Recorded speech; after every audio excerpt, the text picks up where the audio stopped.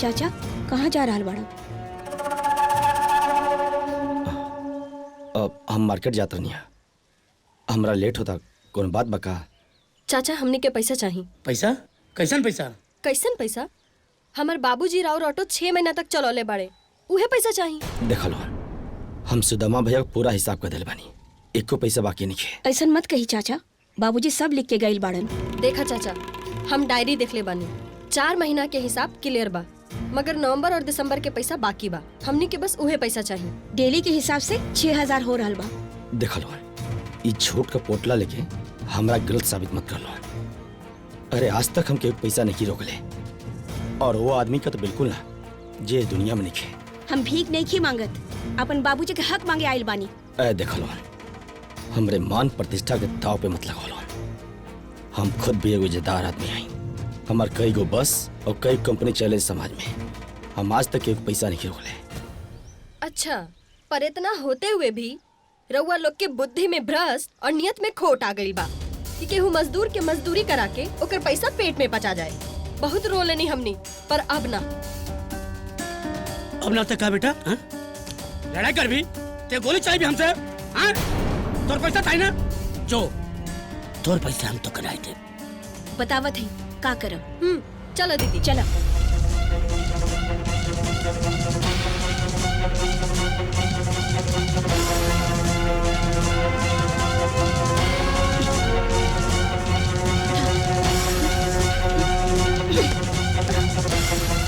वाला उठाओ। रुक जा, ले जा दे के। धावा।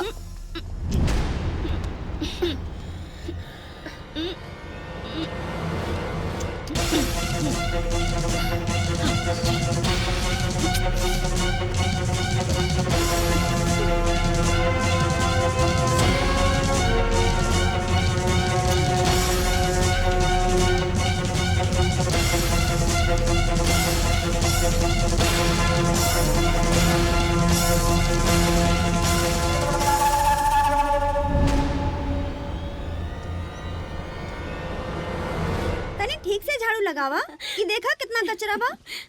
दीदिया लोग आउते हुई हैं।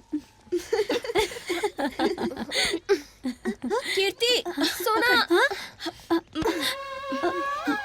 इमे का है दीदी? गेहुआ बहुत वजन बा। एक के अंदर लेके जो। उठावा, उठावा।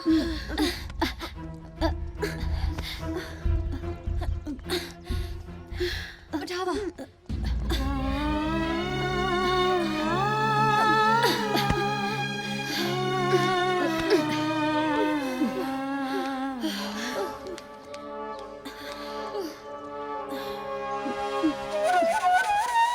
गेहूं है का? हाँ, बड़ा मोट दाना बा, लेकिन बड़ा गर्दा बा। हम एक रखे फटक देता है। हाँ? एगो काम कर, तू एकरा ले जाके पिसा लाव। लेकिन दीदिया पैसा? घबरा मत, जब ले तहार दीदी जिंदा बा केहू पे आँच ना आवे दे।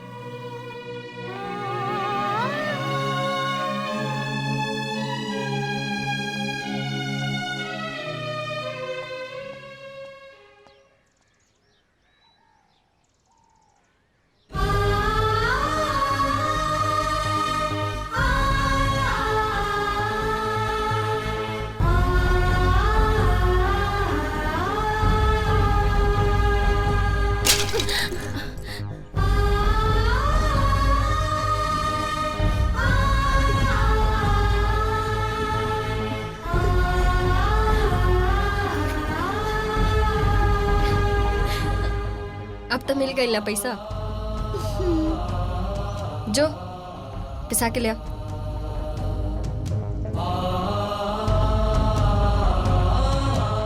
जा।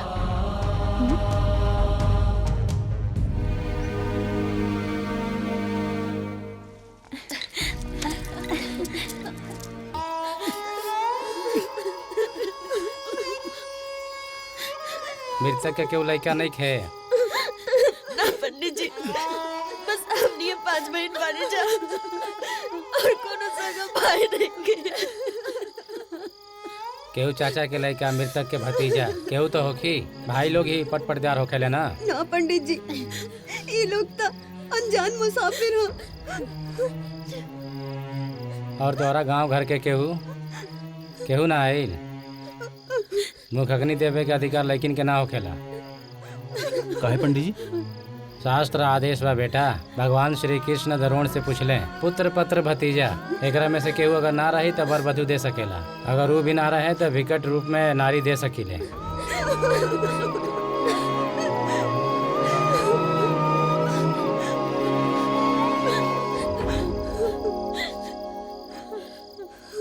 बहन, का हम तू लोगन का भाई बन सकीला? हमार कोनो बहन नहीं की।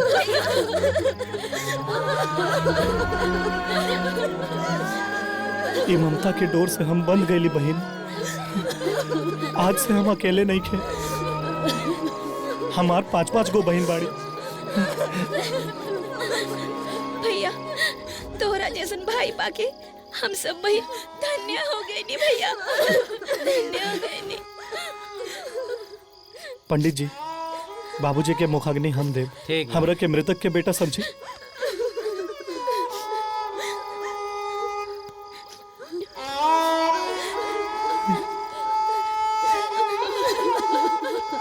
एकरा दाह संस्कार में कोनो कमी ना होके के चाहिए। ठीक बा बेटा। हम के लकड़ी के साथ है चंदन के लकड़ी भी ले ली। ठीक बा ठीक। भाई लोग जरा मदद करी, बाबूजी की चिता पे उठा के रखी।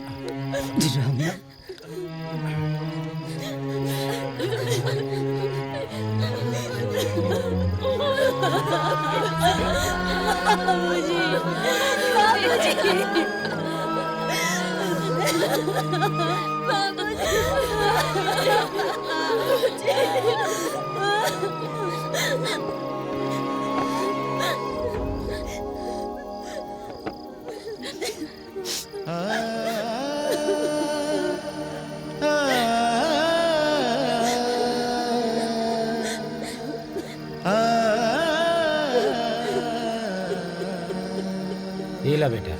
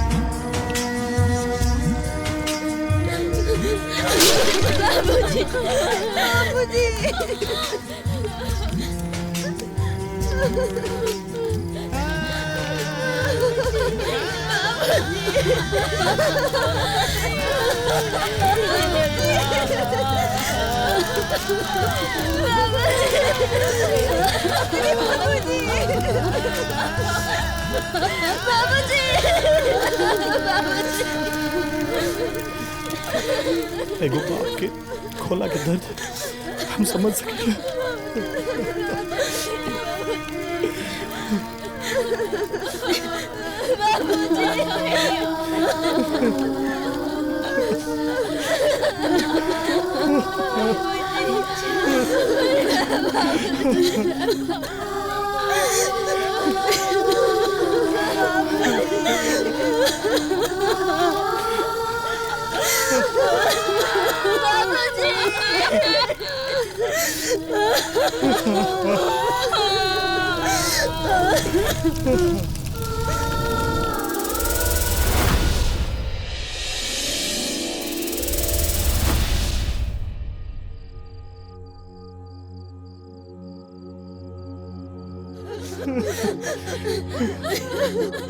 भैया अब हमारे बाबूजी के तो सहारा नहीं के। हमने के सर से आज बाबूजी के सर उठ गए। अनाथ हो गए नहीं हमने।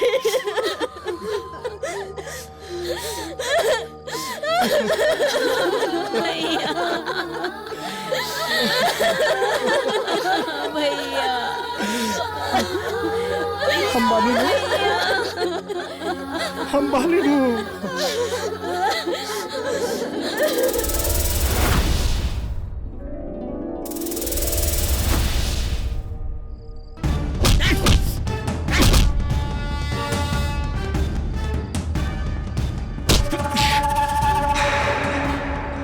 तोरा का जरूरत रहा हीरो बने की? हाँ? जब सुदामा भाई के परिवार के चंद्रभान भैया जब बहिष्कार कर देना समाज से, तो मदद के लिए का जरूरत रहा तोरा? हाँ?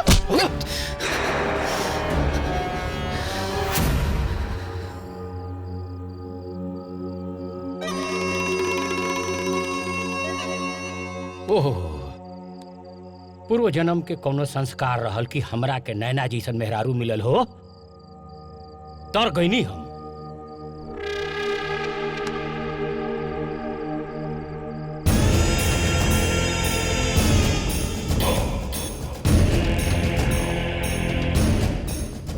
बेचारी गौ बाड़ी गौ। अरे हम एकरा के एक दू थप्पड़ मारियो दी ना, बेचारी कुछ ना बोली, चुपचाप सह जाली।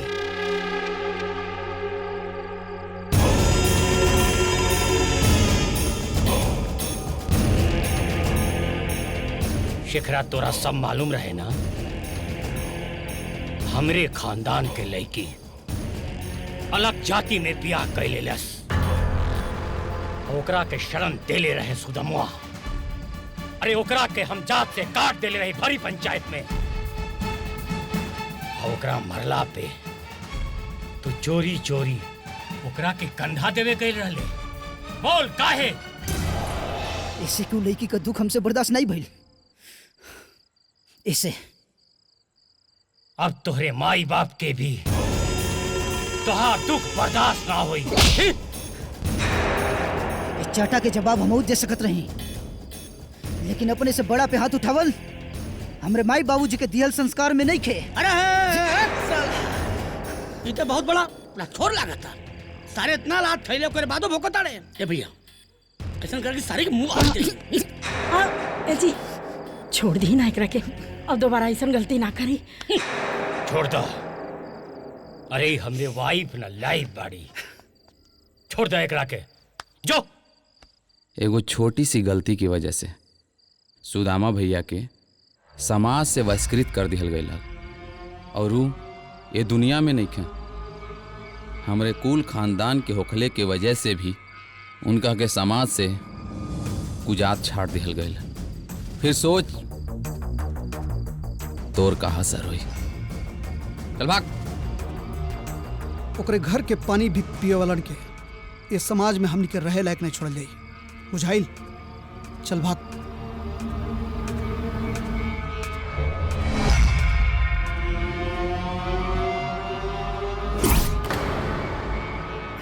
धरत हो तमाई। जानी ला बबुआ। हाय दवा खा ला, जल्दी ठीक हो जाइबा। ला पानी पी ला। शेखर, बहुत धरत हो। शेखर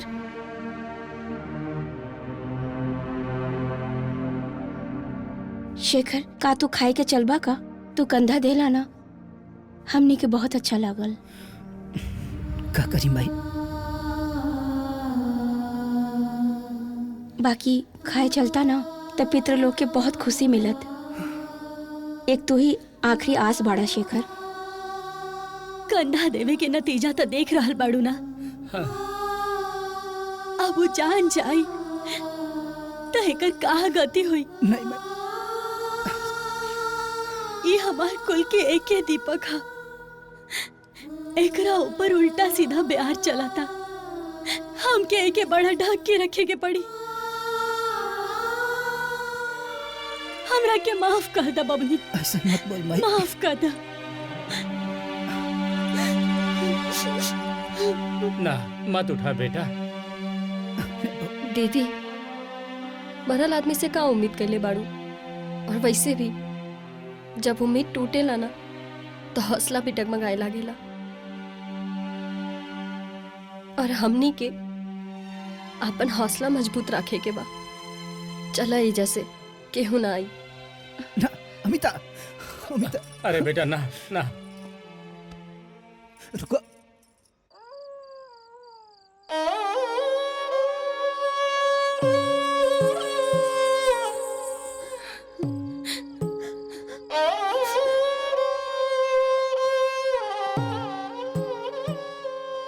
कौनो बात ना बहन, तू लोग चिंता मत करा। सुदामा चाचा तोहरे बाबूजी ना हमरे बाबूजी जैसे रहले। उनकर इज्जत हमार इज्जत बा। पर भैया सारा भोजन बर्बाद हो जाई। ओकर चिंता मत करा। सोना, कृति, तू लोग हमरा साथे आवा।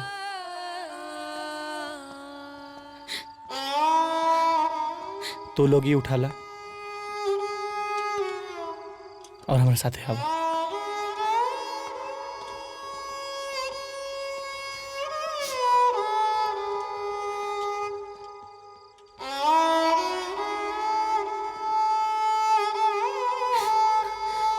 दीदी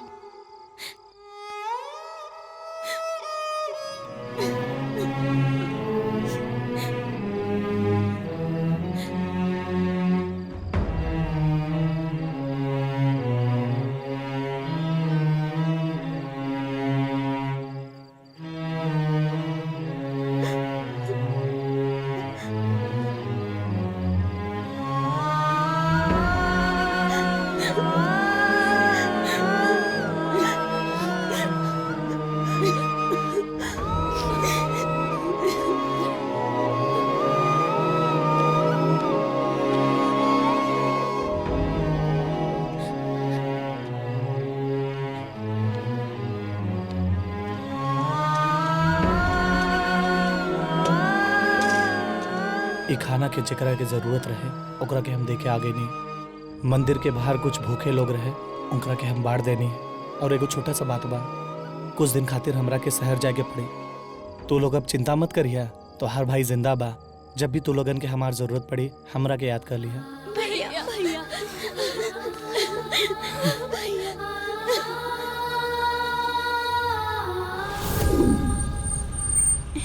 दीदिया, बाबूजी। हाँ बाबूजी आ गए। बाबूजी।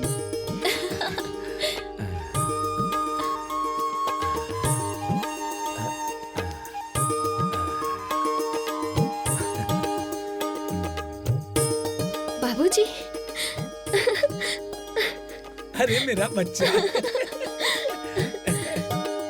चला। बाबूजी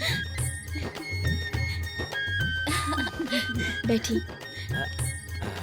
पानी लो।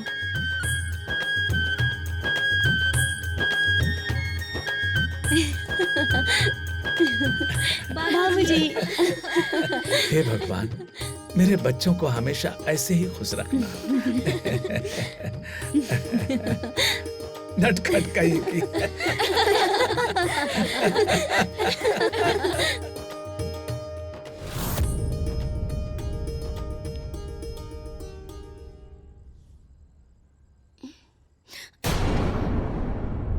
बाबूजी। हाँ बिटिया। बाबूजी कहाँ चल गए रहलन? अरे कहीं ना बिटिया, बस गंगा स्नान करे चल गई रहनी। बाबूजी अब हमने के छोड़ के कहीं ना जाइब ना। हम बहुत बुरा सपना देखनी। हाँ बाबूजी। ए बिटिया, हम दूर रह के भी तोहनी लोगन के बहुत पास बने। हमरा बारे में तनको चिंता मत करिया। और हाँ, हम तोहनी लोगन के इतना मत सोचा हमरा बारे में कि खाना पीना भुला जा। जा तोहनी लोग खाना खा ला। ठीक बा बाबूजी। बाबूजी बाबूजी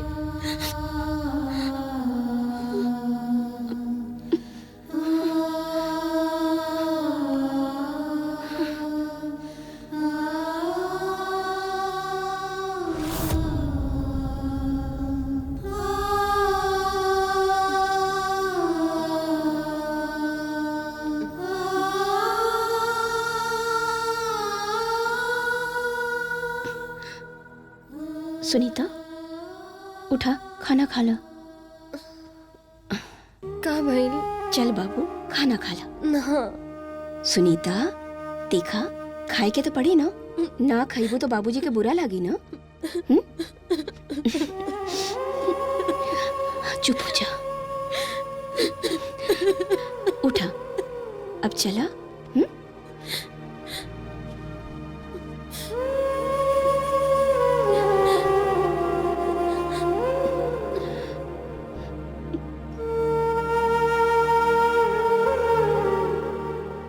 दीदी कुछ खा लेना।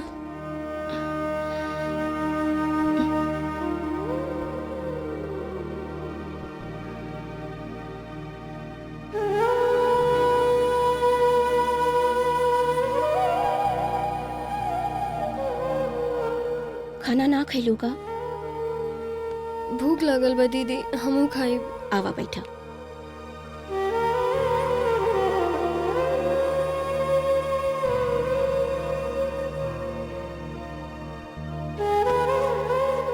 तू खा। ये ला।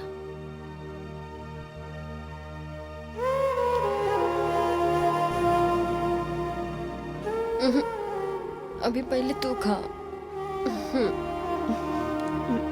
तनी रोटी ले आवा तो। ले आवता नहीं।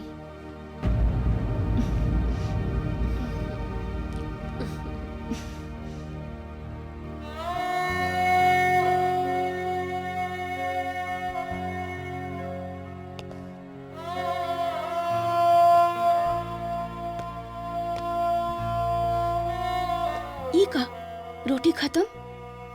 थोड़े से आटा रहल दीदी, खत्म हो गई। और चावल? वो तो कब के खत्म हो गई, पापा के क्रिया होते समय खत्म हो गई।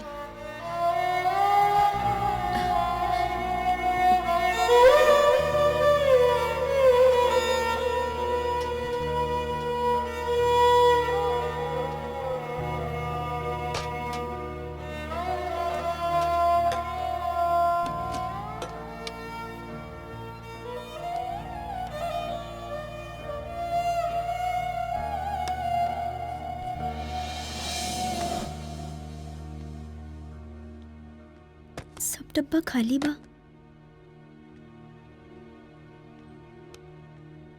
कीर्ति का ढूंढा तारू? दाल। अरे दाल नइखे मिलत तो चावल बैठा दा ना।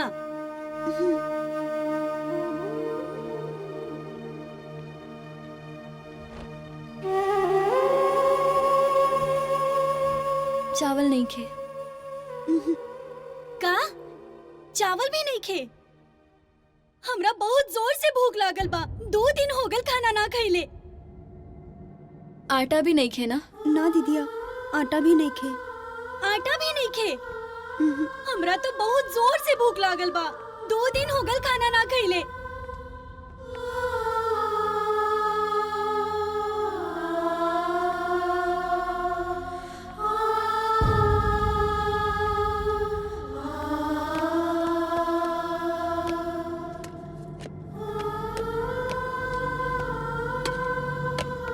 कुछ मिलल? कुछ नहीं खे।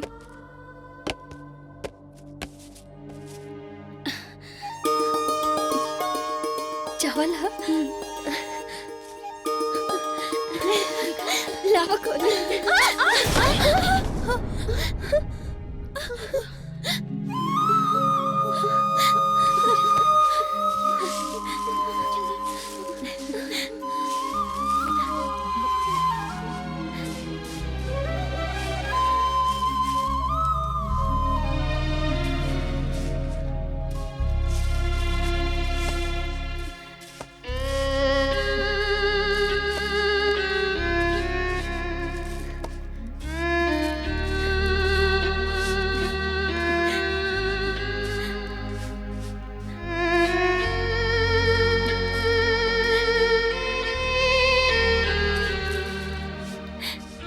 जल्दी बना के लावा, हमरा भूख लागल बा। जल्दी।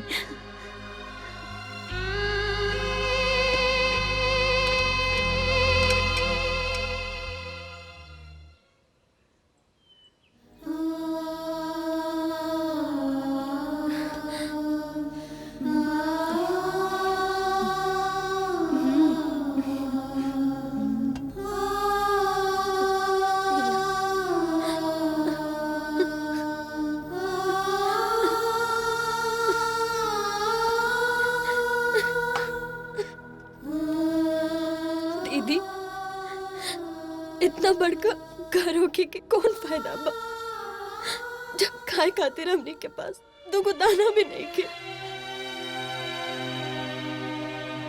बाबूजी इतना बड़ा घर छोड़ ले रहन हमनी खातिर, पर ये घर के अलावा कुछ भी नहीं के हमने पास।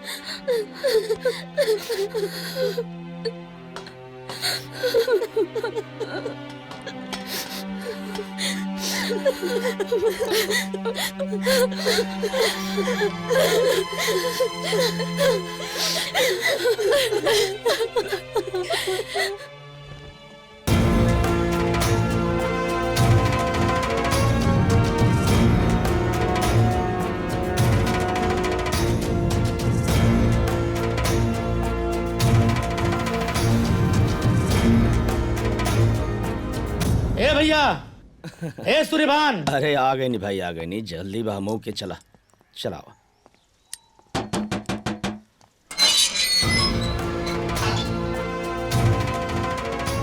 चाचा कहाँ जा रहा बाड़ा? अब हम मार्केट जाते नहीं, हमरा लेट होता। कौन बात बका? चाचा हमने के पैसा चाहिए। पैसा? कैसन पैसा? कैसन पैसा? हमार बाबूजी राउर ऑटो 6 महीना तक चलौले बाड़े, उहे पैसा चाहिए। देख लो, हम सुदामा भैया को पूरा हिसाब कर दिल बानी, एको पैसा बाकी नहीं है। ऐसा मत कही चाचा, बाबूजी सब लिख के गइल बाड़न। देखा चाचा, हम डायरी देख ले बानी, 4 महीना के हिसाब क्लियर बा, मगर नवंबर और दिसंबर के पैसा बाकी बा। हमनी के बस उहे पैसा चाहिए। डेली के हिसाब से 6000 हो रहा बा। देख लो, ये झूठ का पोटला लेके हमरा गलत साबित मत कर लो। अरे आज तक हम के पैसा नहीं रोकले, और वो आदमी का तो बिल्कुल ना, जे दुनिया में नहीं। हम भीख नहीं की मांगत, अपन बाबूजी के हक मांगे आइल बानी। देख लो, हमरे मान प्रतिष्ठा के दाव पे मत लगा लो। हम खुद भी एगो इज्जतदार आदमी आई, हमार कई गो बस और कई कंपनी चले समाज में, हम आज तक एक पैसा नहीं रोकले। अच्छा, पर इतना होते हुए भी रउआ लोग के बुद्धि में भ्रष्ट और नियत में खोट आ गई बा कि केहू मजदूर के मजदूरी करा के ओकर पैसा पेट में पचा जाए। बहुत रो लेनी हमनी, पर अब ना। अब ना तक का बेटा? हाँ? लड़ाई कर भी ते गोली चलाई भी हमसे? हाँ? तोर पैसा था ना, जो तोर पैसा हम तो कराए थे। बतावत है का करब। चलो दीदी चलो।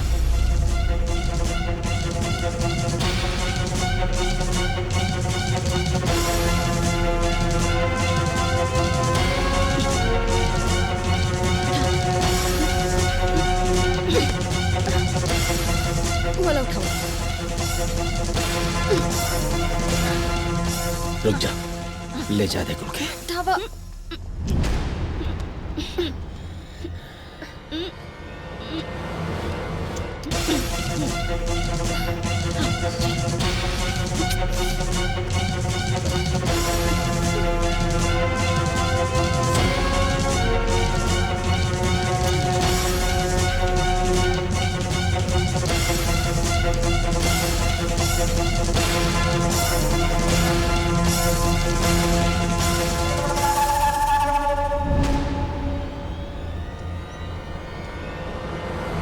तनी ठीक से झाड़ू लगावा कि देखा कितना कचरा बा।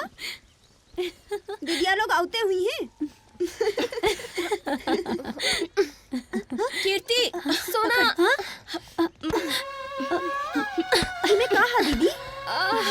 गेहुआ बहुत वजन बा। एक अंदर लेके जो। उठावा, उठावा।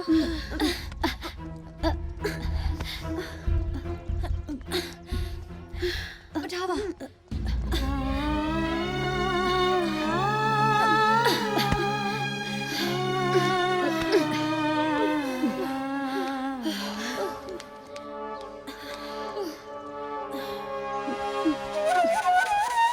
गेहूं है का? हाँ, बड़ा मोट दाना बा, लेकिन बड़ा गर्दा बा। हम एक रखे फटक देता है। हाँ? एगो काम कर, तू एकरा ले जाके पिसा लाव। लेकिन दीदिया पैसा? घबरा मत, जब ले तहार दीदी जिंदा बा केहू पे आँच ना आवे दे।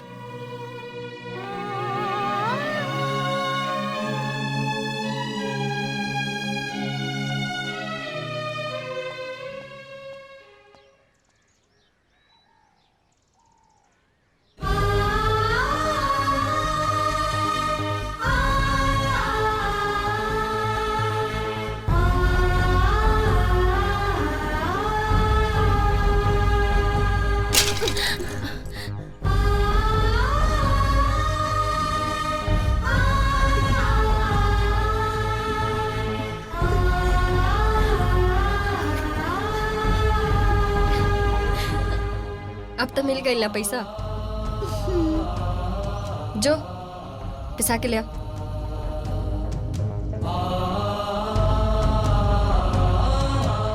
जा।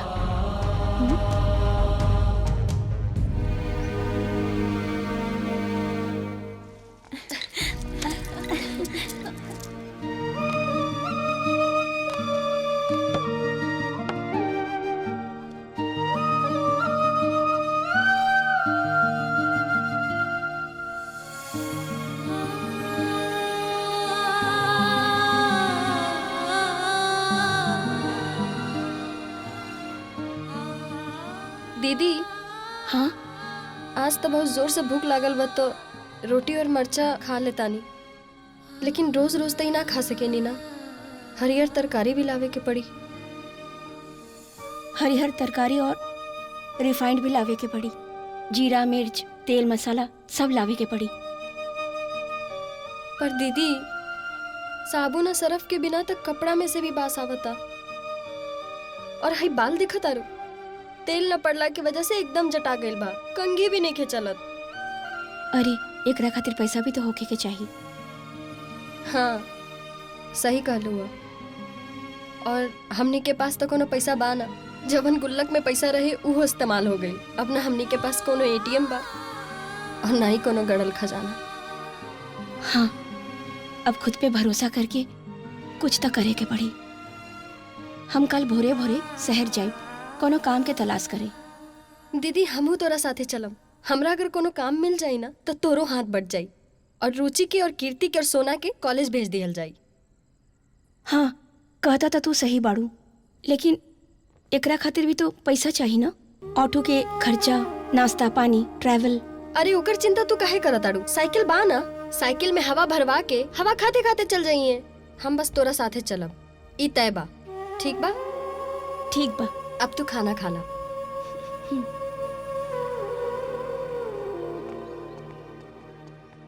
चला शाम के मिलल जाए। हाँ दीदी, और तू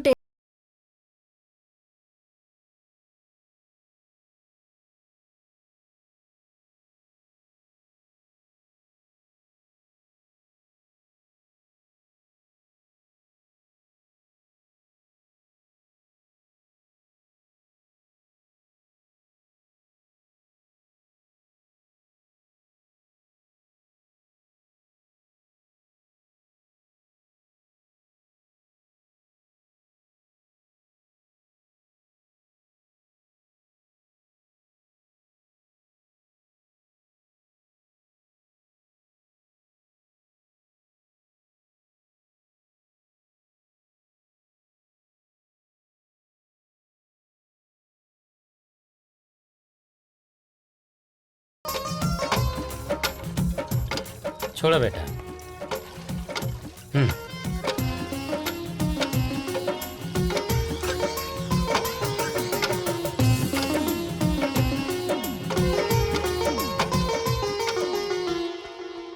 बहुत बहुत धन्यवाद चाचा।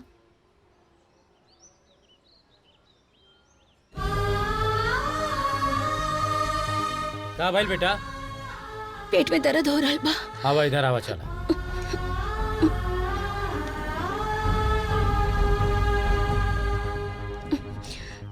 बैठा।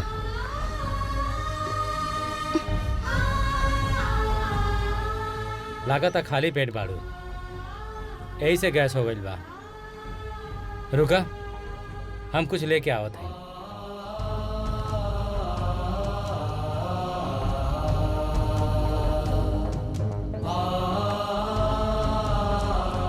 ला बेटा, कबो कबो खाली पेट होखला से पेट में दर्द हो जाला बेटा, एकरा खा ला।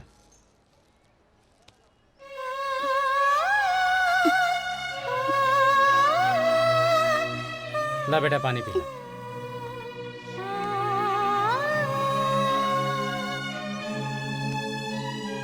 ऐजा केकरा से मिलेगा बा बेटा? केहू से ना चचा, घर में एक भी राशन नहीं खे।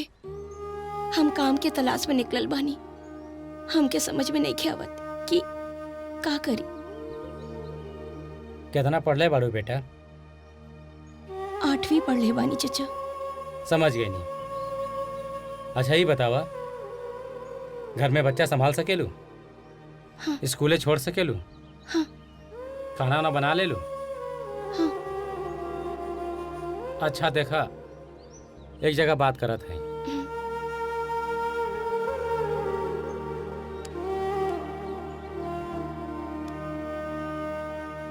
हेलो। हेलो। हाँ महेंद्र बाबू, का हाल बा हो? सब ठीक बा। एगो लड़की बिया। अच्छा। ओके, बहुत काम के जरूरत बा। ओ, काम तो रहे पर केहू और के रख लेनी, रउआ लेट हो गई। अरे महेंद्र बाबू, ओके पैसा के बहुत जरूरत बा। समझी बात के, आप कहीं और देख ली, हमारा पास काम नहीं खे। देखा बेटा, काम तो मिलल बहुत मुश्किल बा।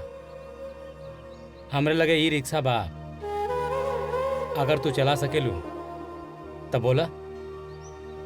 चाचा, हम अपने परिवार के पेट पाले खातिर कोनो काम करे खातिर तैयार बानी। त चला, तोरा के हम ई रिक्शा सिखावत हई। ठीक बा चाचा। चला बेटा। चाचा, राउर बहुत धन्यवाद। चला। देखा, पहले मैं चाबी लगावा। स्टार्ट हो गई, अब स्लेटर ला।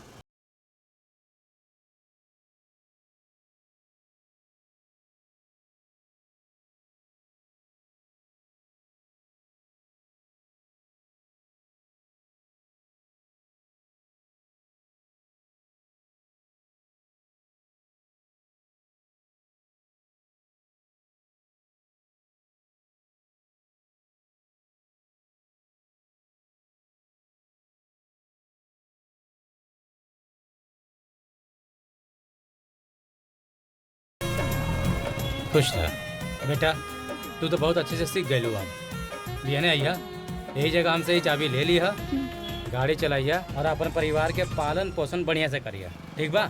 राउर धन्यवाद।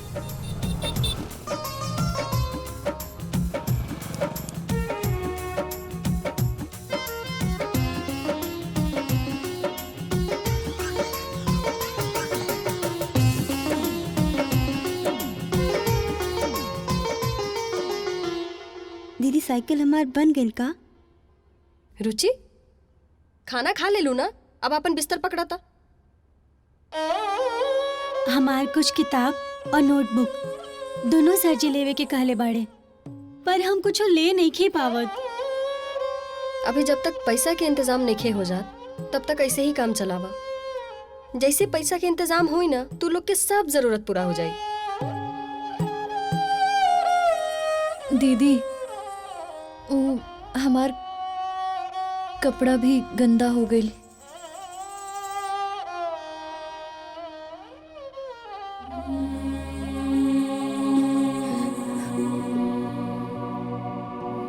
अब कितना परीक्षा लेवा कान्हा, अब हमरा धीरज के बांध टूट रहल बा कान्हा।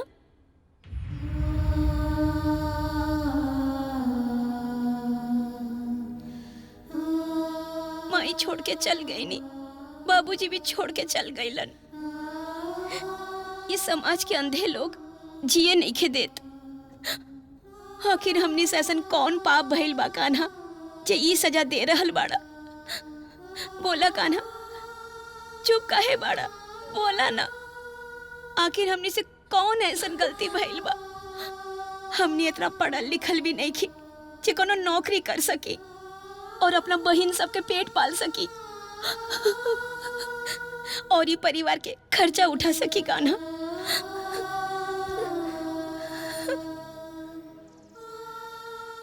अरे सोना, तू कब आई लुआ? दीदी चाय पीला। चाय? दूध खातिर पैसा कहाँ से आइला? उ जौन 50 किलो गेहूं रहला ना, हमें से कुछ बेच देली। अच्छा ठीक बता। और जौन पैसा मिलला ओमे से तेल मसाला सरफ उरफ लेके आईनी है, और जौन पैसा बचे लोग के दूध ले लेनी है। एक काम करा, रुचि और कीर्ति की आवाज लगाओ।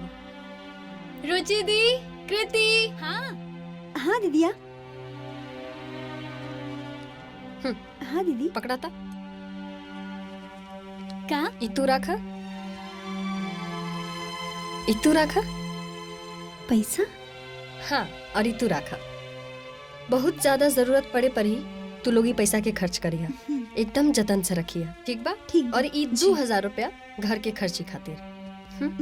ठीक बा। तोहार जॉब लागल बा का? हाँ। तू लोग के याद बा बाबूजी के अर्थी के उ जो एगो लड़का कंधा देले रहे, वो हमरा के शहर में भेटा गई। वो बहुत बड़का बिजनेसमैन बाड़े। वो हमनी के तकलीफ से वाकिफ होके हमरा के अपन सेक्रेटरी के जॉब पे रख लेलस। तो बहुत अच्छा भइल दीदी। हाँ। अरे दीदी, यहाँ आवा।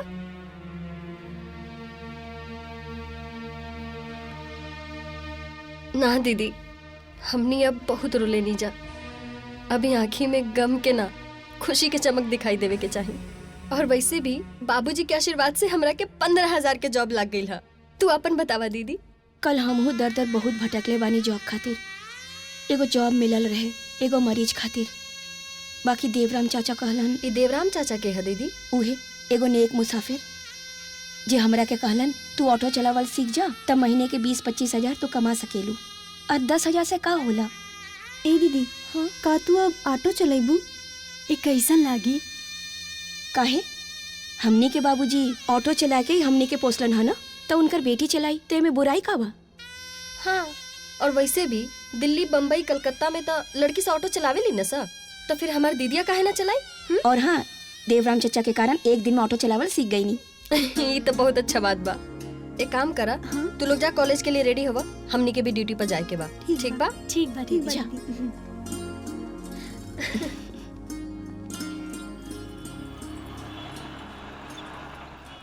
प्रणाम चाचा। खुश रहा बेटा। इला ये चाबी ला, आज से तू गाड़ी चलावा। हम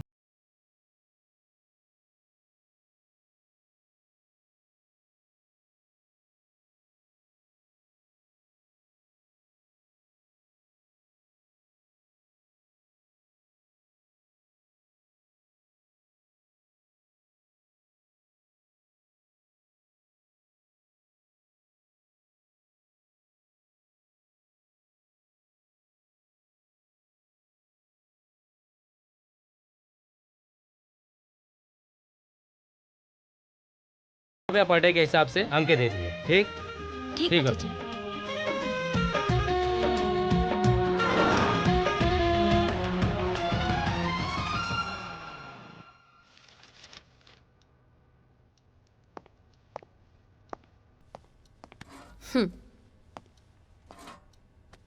नमस्ते जी नमस्ते। हाउ कैन आई हेल्प यू सर? मेरा काम अभी तक क्यों नहीं हुआ? आपका काम नहीं हुआ? जी नहीं हुआ। 1 सेकंड में चेक कर लेती हूँ। सर मुझे थोड़ा सा टाइम दे दीजिए, मैं कर देखिए मेरा काम अभी के अभी होना चाहिए। बिल्कुल होगा आपका काम, आपको परेशान होने की कोई जरूरत नहीं है। आप बस 2 मिनट रिलैक्स कीजिए। विनोद, आया मैडम। पानी लेकर आइए तो सर के लिए। जी मैडम।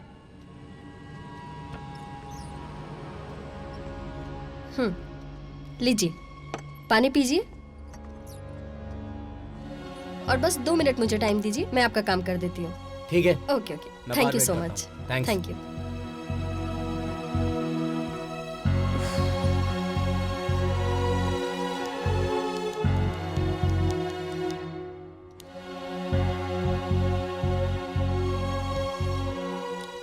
बात है। अब चलो कॉफी जी। पी जाए। नमस्ते सर। कुछ बोला? कॉफी सर। बोलत का नहीं खूब। Thank you. का कहीं? वैसे भी हमरा बोलला से ज्यादा सुनला अच्छा लागेला। तू एजा काम करके खुश बाड़ू ना? खुश खुश तो हम इतना बानी ना कि बयां ही ना कर सके नहीं। शब्द ही नहीं खे हमरा पास। कहे कि एजा काम करके हमरा जवन प्यार, सम्मान और खुशी मिल रहल बाना वो कबो नहीं खे मिलल। और उहो सिर्फ तोहरा वजह से। हम तो एक जरिया बानी, बाकी सब करे वाला ऊपर वाला है। कब कैसे कहाँ कैसे मुलाकात होके वाला हुई देखा ना। तू कौना गांव के, हम कौना गांव के, लेकिन आज देखा एक जा एक साथ एक टेबल पे बानी।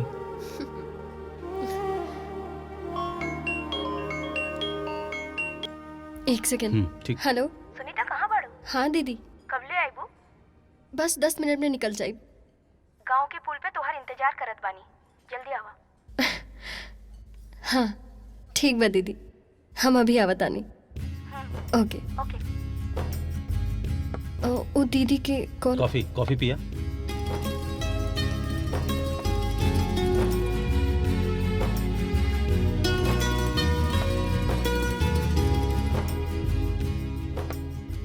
कॉफी कैसन लगल? बहुत अच्छा। हम निकली ना, कॉफी ते को बहाना रहे। तोरा से एक बॉस के हैसियत से ना, एक दोस्त के हैसियत से कुछ कहल चाहता नहीं। बोली। देखा हमार बात के कुछ गलत मतलब मत निकालिया। बोला का कहे के बा?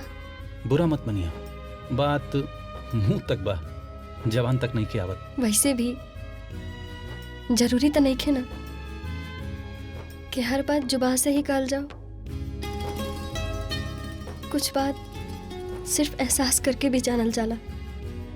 फिर भी का जान लो तू? उहे जवन राउर आँख में दिख रहल बा।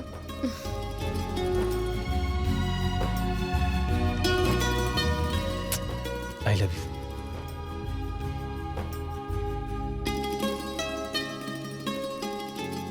चला, देर होता तोरा के छोड़ दी। चला।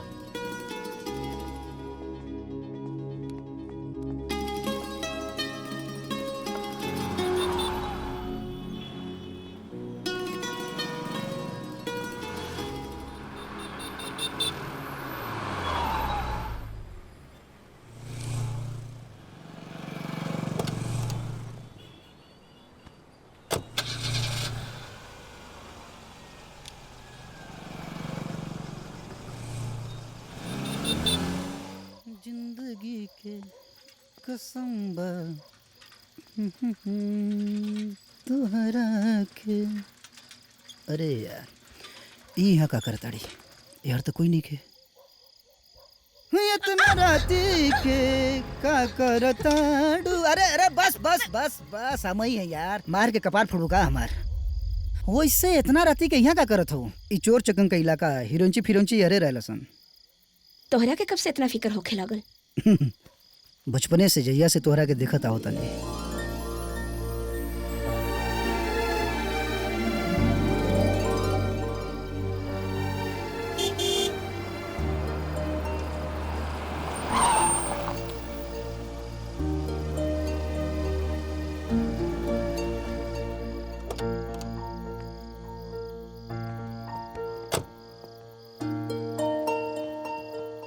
दीदी सॉरी सुनीता, हमरे वजह से थोड़ा लेट बाड़ी। वजह? ओ सुनीता के संगे कॉफी। एगो बात कही, 8 बजे के बाद वैसे भी लड़कियन के एने आइल गल ठीक नहीं खे। ऊपर से हमने के गांव 2 किलोमीटर दूर बा। इनकर परिचय? अनजान मुसाफिर हवन, रास्ता भटक गईलन। वैसे अनजान मुसाफिर के रास्ता बतावे खातिर धन्यवाद।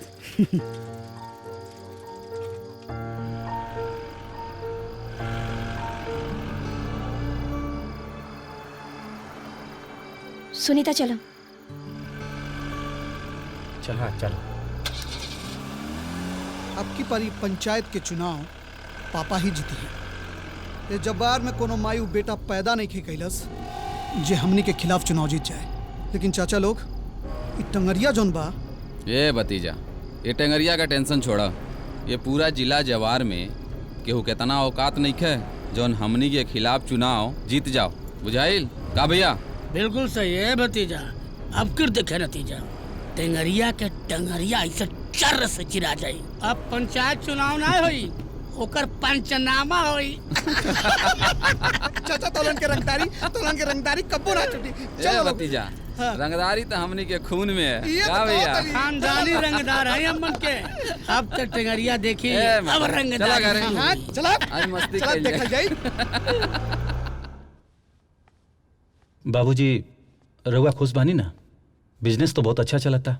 हाँ बाबू, अब लगा था कि तू अपन जिम्मेदारी बाखूबी संभाल ले बड़ा। हाँ, एक लड़की के हम ऑफिस में देखनी है। वो लड़की के तू नौकरी पर रखले रहा, ओकरा के देखने की कस्टमर्स डील बड़ा बढ़िया करत रहे। वो जितना अपने ऑफिस के लिए अच्छा साबित होती है, वैसे ही अपने परिवार के लिए भी बहुत सही साबित हुई। बाबूजी कौना लड़के के बारे में बात करता नहीं? ऑफिस में तो 50 गो बाड़ी सन। बेटा, ये बाल धूप में ना पाकल है। कॉफी पिया? खाली कॉफी पिए बा कि बात आगे भी बढ़ी? हाँ?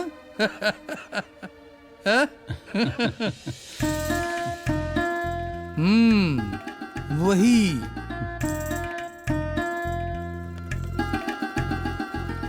अरे हमारा नादान बच्चा। हाँ?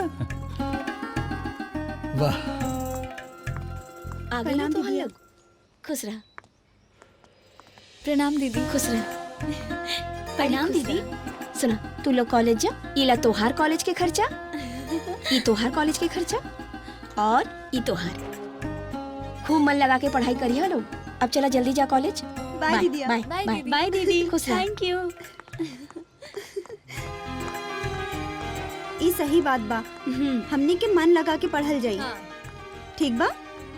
हाँ तो बदमाशी तो तुम ही दोनों करेलू ना। हाँ हाँ तो यही से कहा था नहीं कि संभल जाना, तो दो चार चाटे लागी ना तो ठीक हो जाइबू। हम कितना बार समझेले बानी तू दोनों के कि बदमाशी मत करा।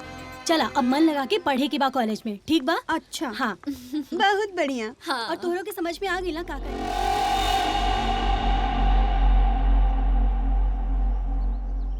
हाय। इतना दिन बाद तू कॉलेज में आइल बाड़ू। सुना, तू दोनों के का भुनर भुनर चला था? कब से हम देख रहल बानी तू दोनों के। ऐसा ही बस कुछ तो चला था ना। हाँ का बात बा? ठीक है, तू बता दा। तू चला, अच्छा बाय। चला, बाय बाय बाय। चला आवा। कैसन बाड़ू तू? हम ठीक बानी, तू कैसन बाड़ा? अच्छा ठीक बा। इतना दिन से काहे ना आवत रहू? कुछ ना। और कहाँ रहलू 1 महीना से? का भाई बताओ ना। कुछ ना यार, बस पापा की बहुत याद आवता। आप जवन भाई ओकरा के बार बार याद करके दिल में दुखावा। ये बुक है, बुझलू? एकरा में सब हम नोट करके रख ले बानी। एकरा के पढ़ा, ठीक बा? और फ्यूचर पे ध्यान दा। बाकी तो नहीं। हमरा अफसोस भाई बात सुन के।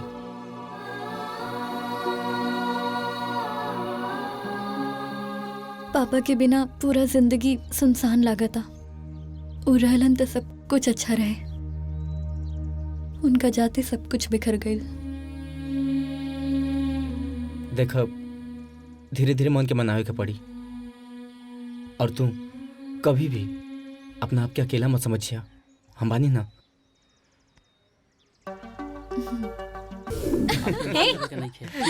चला ठीक बा, अब लेट होता। चला आजा। हाँ हाँ लेट होता, चले के। चला बाय बाय। चला बाय बाय। राउर कृपा से ई जिंदगी के सफर बहुत अच्छा कट रहल बा। कहाँ टूटल फूटल खटिया पे दिन कटत रहे, कहाँ आज एगो आलीशान बंगला में जिंदगी कटत बा। लड़का जब अपना पैर पर खड़ा हो जाला ना, मेहनत जुनून और ईमानदारी के साथ अपने काम के संभाले लगेला, तब बाप के सीना 100 गुना चौड़ा हो जाला। सब राउर कृपा बा, रवा सब देनी, कोनो कमी ना रखनी है। पर रह रह के मन के एके गो बात स्थिर नहीं रह देत कि हम अभिषेक के शादी ना करनी है। ओकरा खातिर कोनो अच्छा लड़की मिल जाए। पापा। हाँ हाँ हाँ आवत ही बाबू।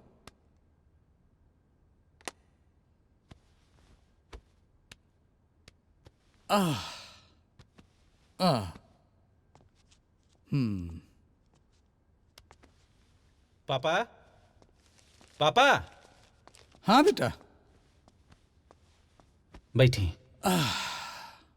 ये रउआ का करतनी आजकल? का भइल? ना खैला पीला पर ध्यान देता नहीं, ना टाइम से दवाई लेता नहीं, ना टाइम से सुता नहीं। स्वास्थ्य देख ले बानी आपन। अरे बेटा, हमरो बारे में सोचा कि हमहू कुछ सोचत है, चाहत है। ए घर में वंश पढ़ाए वाला केहू चाहे कि ना? का होई ई पैसा अटारी सानो शौकत, हाँ? ई बाहर में तुलसी चौरा में पानी देवे वाली केहू चाही कि ना? जे घर में एगो गृह लक्ष्मी नहीं खे, ए बेटा बियाह कर ला। पापा, वो ऑफिस वाली सुनीता हाँ वो हमरा पसंद भी है। लेकिन बेटा बात तो यही है कि वो तारा पसंद करे लेकिन ना। हाँ पापा। अच्छा, तब बात यहाँ ले बढ़ गई बा। हाँ? ठीक बा, एकर आगे की जिम्मेदारी हम उठावत हई। हाँ? ओकर घर कहाँ बा? शायद बसंतपुर में रह ले, शाम के क्लियर करके बता दे। ठीक है। ठीक है पापा।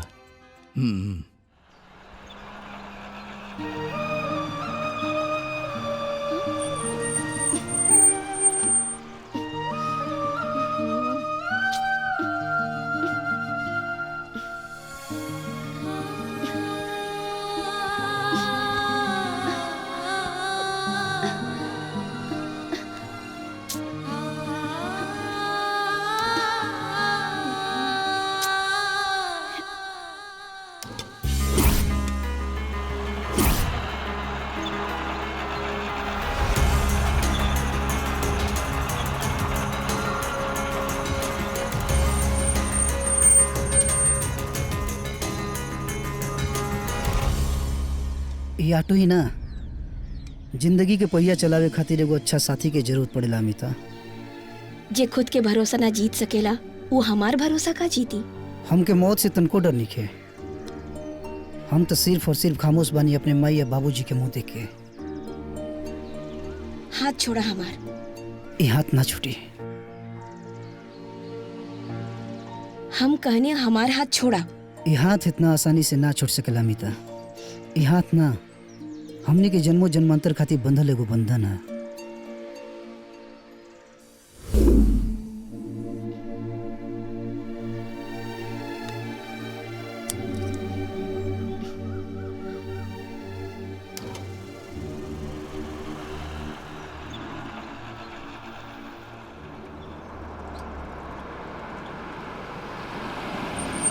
अरे बसंतपुर इहे है का?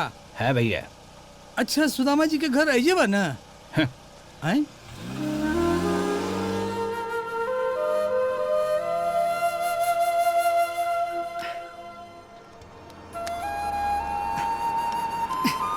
ए बाबू, ए बाबू। अरे जी चाचा। सुदामा जी के घर यह गांव में ना बा? सुदामा जी? अरे सुदामा जी तो मर गए नहीं चाचा। अरे हाँ, उनकर लड़की लोग बाड़ी ना, सुमिता अमिता। हाँ हाँ हाँ, उन्हीं के घर जाएगा बा। अच्छा, का काम बा? अरे कुछो ना, अपन लड़का के रिश्ता लेके जाते ही। रिश्ता? यहाँ से दाएं मुड़ जीप चाचा। अरे ना। हाँ ठीक बा बाबू, चलो। कहीं अमिता के रिश्ता? ना ना।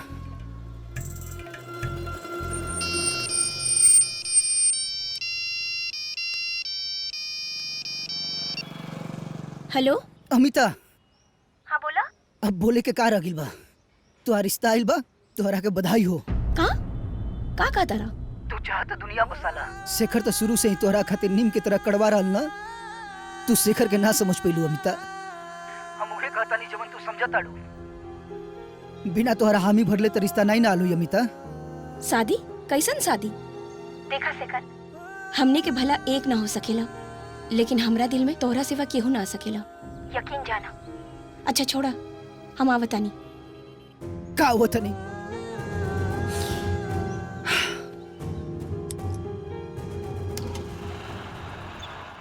ए बदमाश, ई तू लोग सुमिता के बहन बाड़ू ना? हाँ जी। जी जी, आपके परिचय? वैसे अंकल जी, रहुआ जे भी है, पहले आई, बैठी, पानी पी, फिर बात बताइए आप। हाँ, बैठावल जी। लो लो। आई, बैठिए अंकल जी।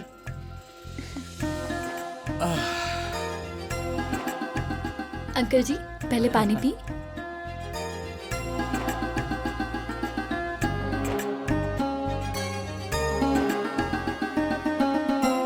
हम अपना बारे में का परिचय दी। हमार छोट मोट मिनी बाजार चलेला, उहे का मालिक है। सुमिता हमरे यहाँ काम करेली। अच्छा। हाँ।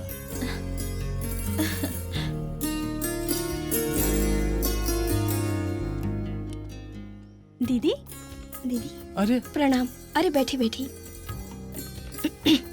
हमरा ख्याल से रवा सुमिता के बड़ बहन अमिता बानी जी। और बड़ बहन होला के नाते एक घर के गार्जियन भी बानी। हम आप ही से मिले आए रही। हमारे एक छोट मोट मिनी मार्ट बा जेकर पूरा करता धरता सुमिता बाड़ी। पूरा कस्टमर से डील करल, पेमेंट करल, बिजनेस ग्रोथ के देखल, सब उहे करेली। सबके जिम्मेदारी वो अपना माथा पर उठेले बाड़ी। हमार लड़का अभिषेक और सुमिता दोनों एक दूसरे के बहुत पसंद करेला।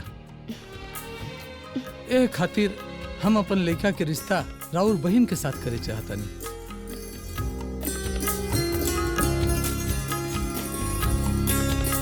जी हमरा के कुछ समय दे दी, हम विचार करके बतावतानी। ठीक बा, जैसन होई हम इंतजार करब। प्रणाम। प्रणाम। नमस्ते। नमस्ते। चलत है।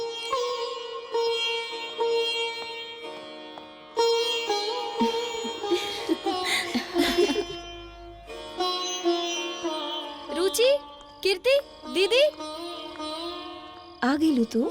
हाँ। वैसे अभिषेक तोहरा के पसंद बा ना?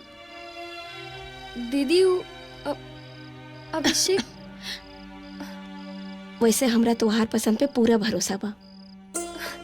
उ लड़का तो हमके उहे दिन पसंद आ गेल रहे जौना कीमती समय निकाल के एगो अनजान आदमी के अपन बाबूजी के कंधा देले रहलन। ए दीदिया एगो बात बोली का? वैसे जीजा जी बड़ा हैंडसम बाड़े। सुनीता दीदी के सामने फीका पड़ जाई है। वैसे दीदी प्रपोज के केले रहे, पहले तू या जीजा जी? हाँ। देखिए ई शादी तो बहुत धूमधाम से हुई, काहे कि बरसों बाद ई घर में कोई शाही बारात आई। केहू आवे चाहे ना आवे, बाकी अपन आस तो पूरी हो। लड़का तो तू बहुत अच्छा चुन ले बाड़ू। बहन, जब स्टेज पर जयमाला हुई और पंडित जी के मंत्र के साथ साथ फेरा हो जाए तब वर वधू की देख के माई बाबूजी कितना खुश हुई हैं।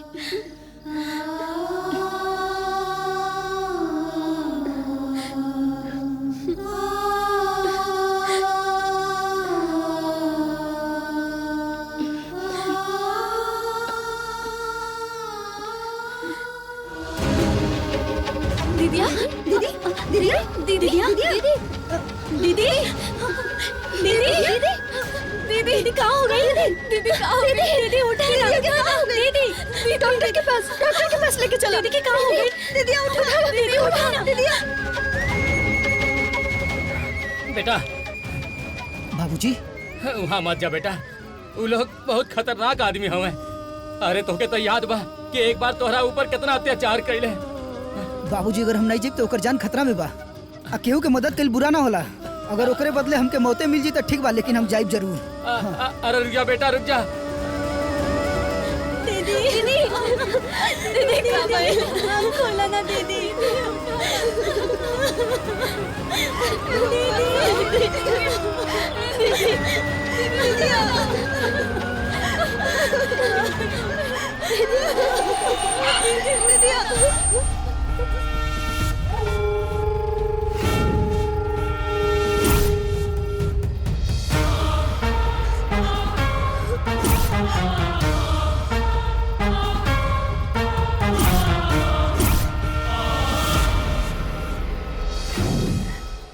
गाड़ी काहे रोक देनी?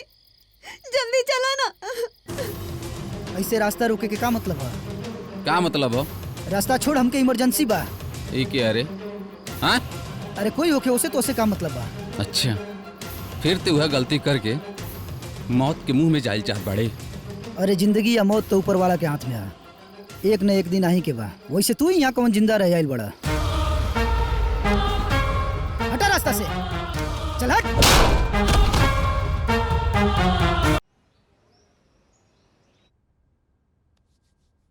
ए दीदिया, खून वगैरह सब ठीक से चेक भइल रहे ना?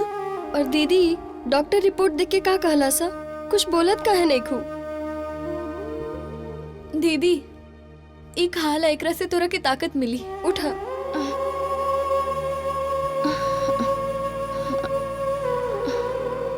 लावा।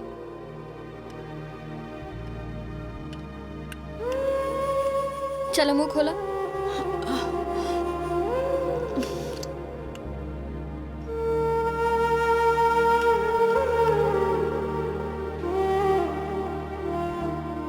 बस एक चम्मच और दीदी प्लीज। इला दीदी इला दवा पीला।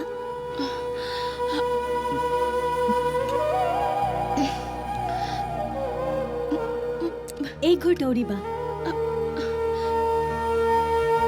बस दीदी तोहर तबीयत एकदम ठीक नहीं खिलागत, तू आराम कर। आराम से। सोना, रुचि, कीर्ति तू लोग भी खाना खा लो जा। जी।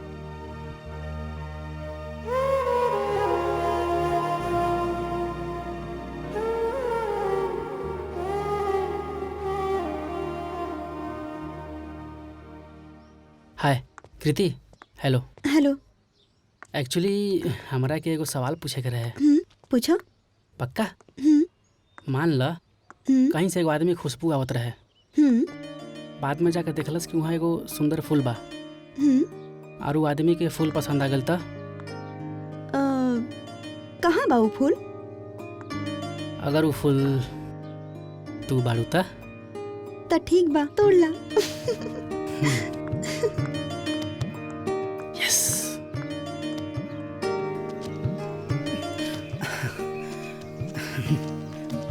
अमिता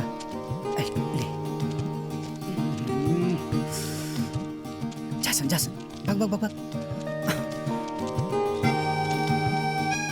अमिता अमिता अमिता सुना, हमके तोहरा से कुछ जरूरी बात कहे के बा। अमिता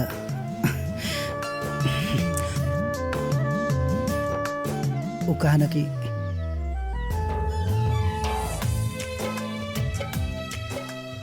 हम तोहरा के पसंद करी ना।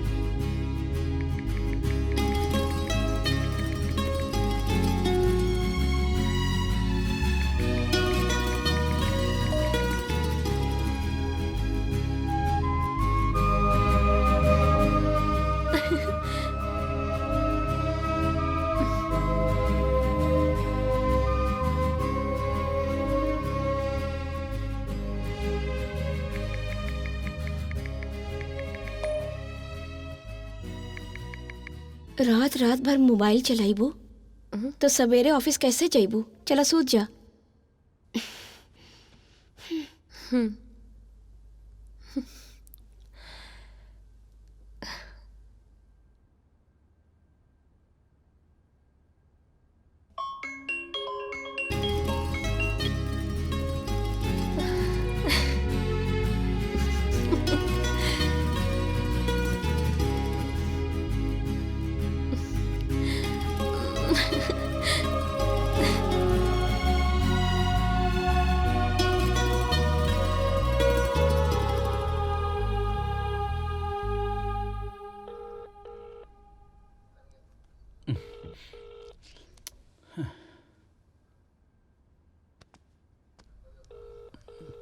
फोन उठावा फोन उठावा।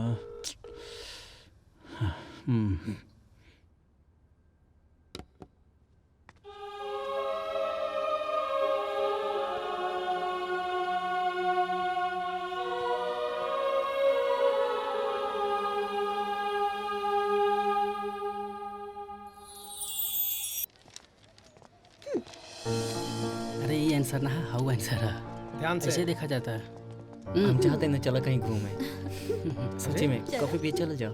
अच्छा देखा ना ओकरा के कॉपी ठीक है, खेल रहल बा। कॉपी कर लेंगे। तोहरा के ना समझ में आवेला? कैसे समझ में ना आई? हाँ? पढ़ो पढ़ो। तारा प्यार समझ में ना आवे। ए लेके सब फोन बाड़ी तोहनी के पता बा? देखा ये तोहार बसंतपुर पंचायत ना है जहाँ तोहार हुकूमत चली। ये कॉलेज है कॉलेज। यहाँ पे हर स्टूडेंट स्वतंत्र बा, पढ़े में, लिखे में और कुछ करे में।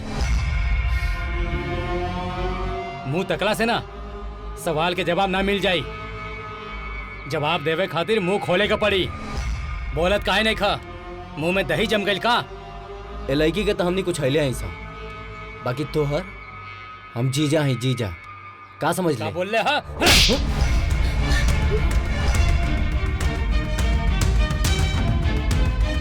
हमने भी स्टूडेंट है, कुछ भी कर सके नहीं तो कर देनी। चल रहे।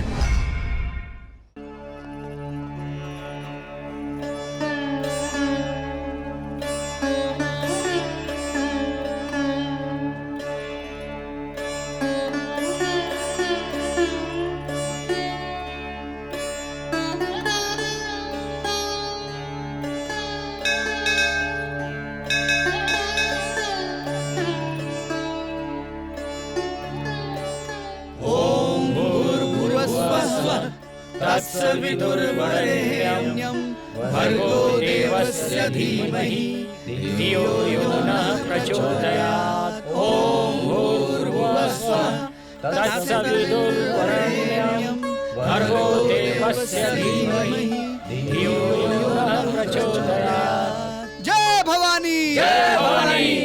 माता रानी की जय।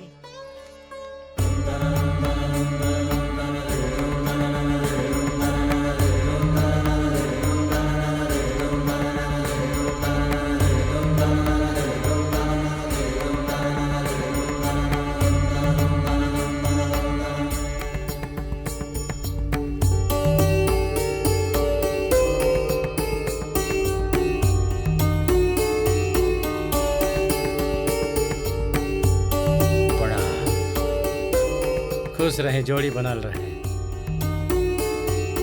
नैना, हाँ आज हमनी के शादी के 21वीं सालगिरह बा। अभी जोड़ी टूटियो जाई तो कोनो फर्क ना पड़ी का नैना?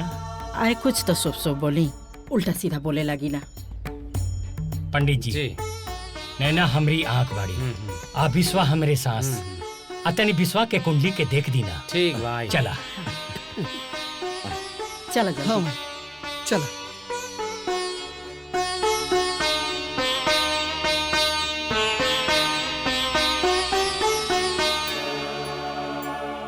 राहु और मंगल केतु अष्टम भाव में बैठल बा। बस बस पंडित जी, हमरा के अब न डराई। अरे हमरा और हमरे परिवार के कुछ ना हुई। चंद्रभान के ऊपर चंद्रमा छतरी तान के खड़ा बाड़े।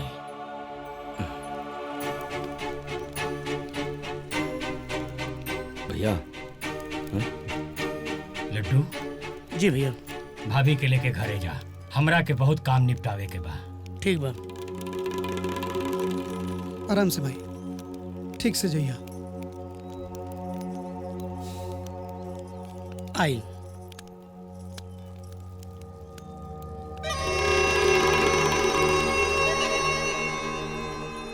दीदी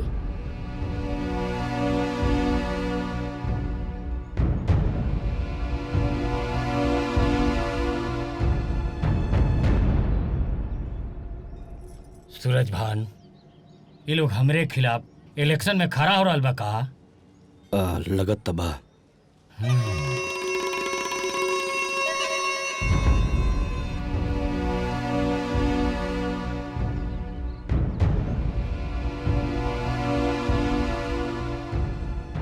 रसरी जर गई लेकिन ऐठन ना गई। हे चाचा, टेम्पू चलाती है आजकल ये।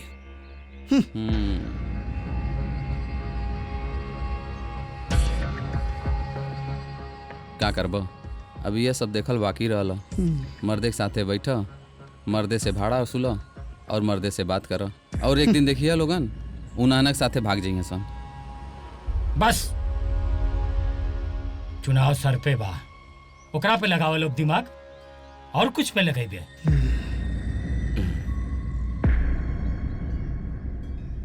खुश रहा, खुश रहा। पंडित जी ऐसे ही रहुआ हमनी पर आशीर्वाद बनौले रही। टंगरिया हमरे खिलाफ चुनाव लड़ रहा बा, ओहो मंदिर में आवे वाला बा हवन करावे खातिर। चिंता मत कर भैया, सब ठीक हो जाएगा। ला बेटी ले जा। प्रणाम खुश रह, पंडित जी। जियत रह, जियत रह। प्रणाम तब पंडित चल जी। जा। प्रणाम। जियत रहा बेटी। ए पंडित जी, ऐसे कैसे आशीर्वाद देने के लिए जिंदा रहे क्या? अरे आशीर्वाद दी कि कुल मर जा सा। हमारे खानदान का इज्जत खा गई सा, लोक लाज सब कुछ जन बाटे बेशरम की तरफ खा गई भली सा। सुदमा भय का आत्मा भी जन बाना ऊपर जाके रोवत हुई।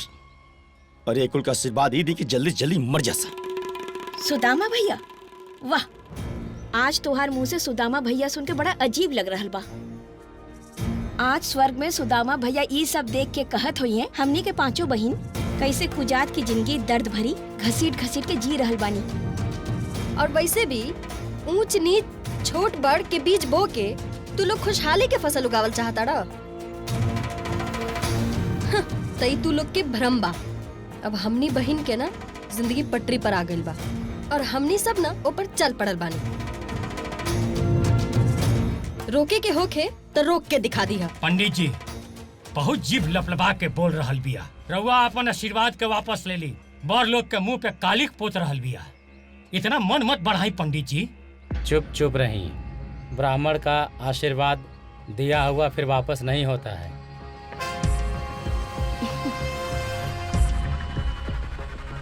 चल दीदी।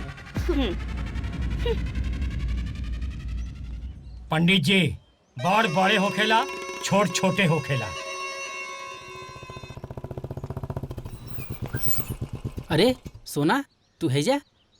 हाँ तो एजा हमार घर है, तू का करत रहा एजा? उ जौन कृति रहे ना, हाँ ओकर घर केने बा? तू गलत जगह आ गल बाड़ा। अच्छा, ओकर घर एजे से सीधे जइया, फिर लेफ्ट मुड़िया, 5 किलोमीटर दूरी ठीक बा। जइया, फिर राइट मुड़िया, अच्छा। ओकरा से 2 किलोमीटर दूर जइया, ओकरा बाद ओकर घर में। ओ अच्छा, ठीक बा। ठीक बा, बाय। बाय।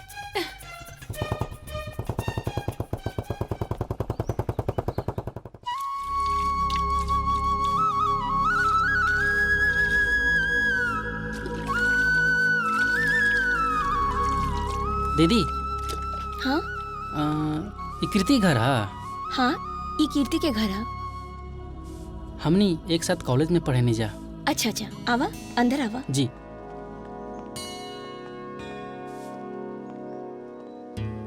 बैठा। अच्छा ये बतावा के बाड़ा तू और एजा काहे आइल बाड़ा?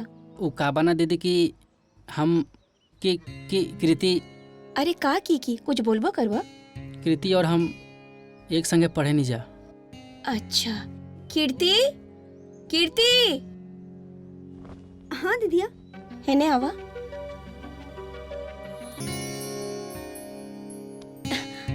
अरे कहाँ खो गईला? अरे अरे सुना तो।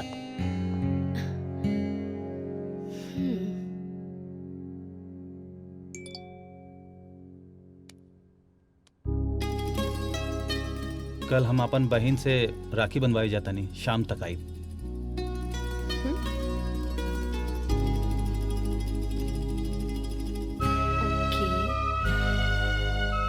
राखी काले बाटे।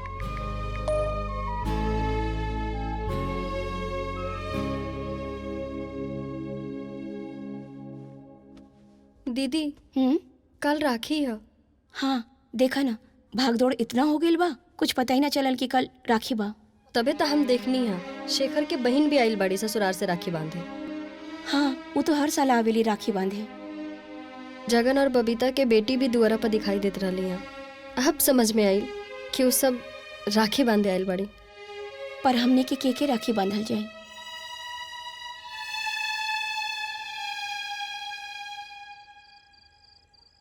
जानता नहीं भैया, कल पंचायत में जनबाना एगो इतिहास से लिखाई। अरे सुदामा हमरे खानदान के होके पूरे खानदान के नाक कटवा देलस। सही कहतन भैया, सुदामा भैया हमने नाक तो जरूर कटौले बना, और हमने जन बने जा कोनो अच्छा नहीं जो कैले उनके साथ है। हे भैया, इंसानियत का चिंता रउआ मत करी। जैसे जंगल में शेर का आवाज गूंजेला, वैसे काल पंचायत में हमरे भैया का आवाज गूंजी।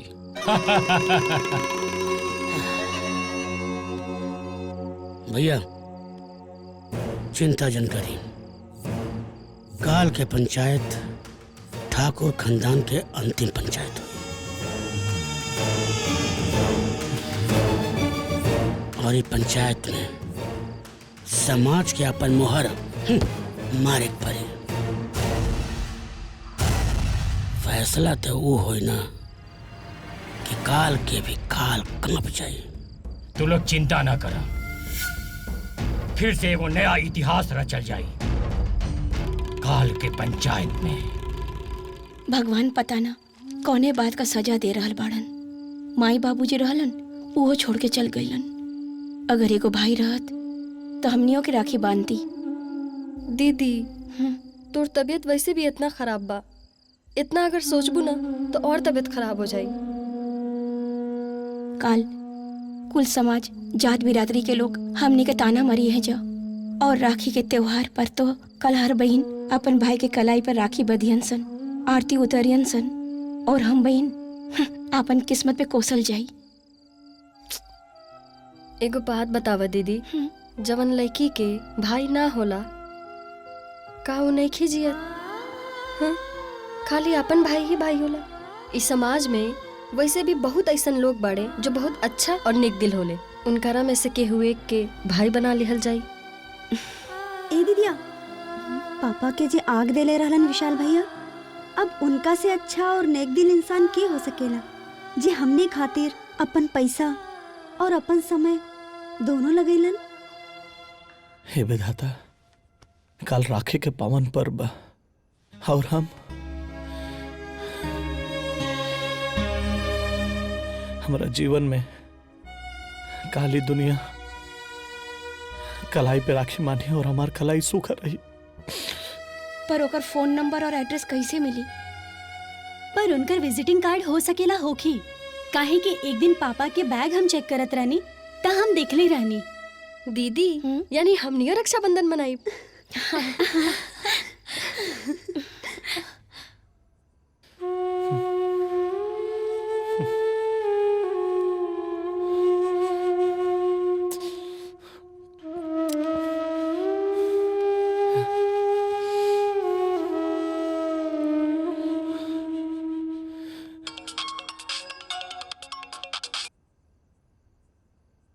हेलो, तोरा के भैया, विशाल भैया, हाँ? हमनी के बोला तानी, वो जवन हमनी के बाबूजी के अग्नि देले रहला ना, हाँ? वो है। हाँ? हेलो,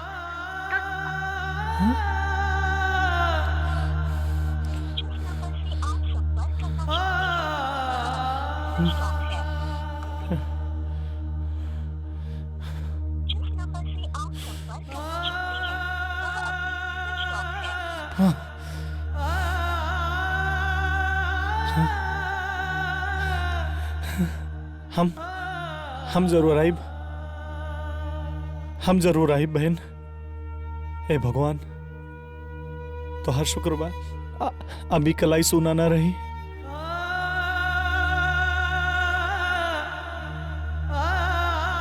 हम आइब बहन, हम जरूर आइब। भगवान आप हमार सुन लेनी।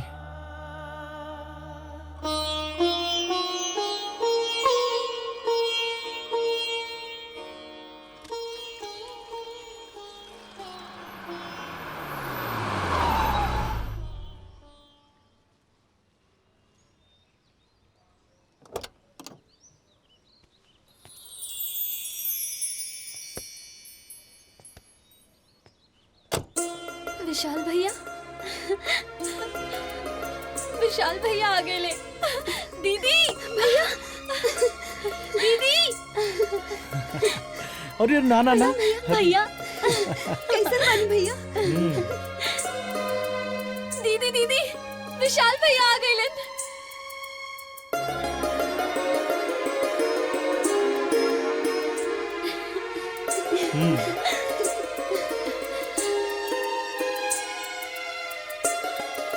कान्हा तू कितना दयालु बड़ा कान्हा, हमने खातिर भाई भेज देला कान्हा। जवन कान्हा भरी सभा में द्रौपदी की लाज रख ले उका हम 5 बहन की लाज ना रखी। जय हो कान्हा, जय हमने के प्रतिष्ठा बचावे खातिर। चल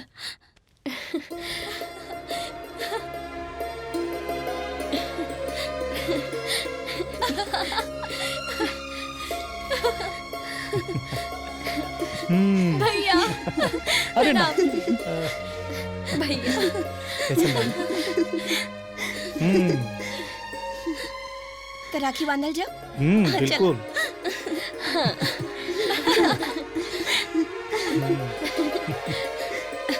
बैठो। रुचि जाके तनी जल्दी से चादर ले हाँ, आ दीदी। जा। हाँ हटा। अरे भैया अरे हम भी मदद करा। भाई तू रह दे। बैठा भैया। बैठो बैठो।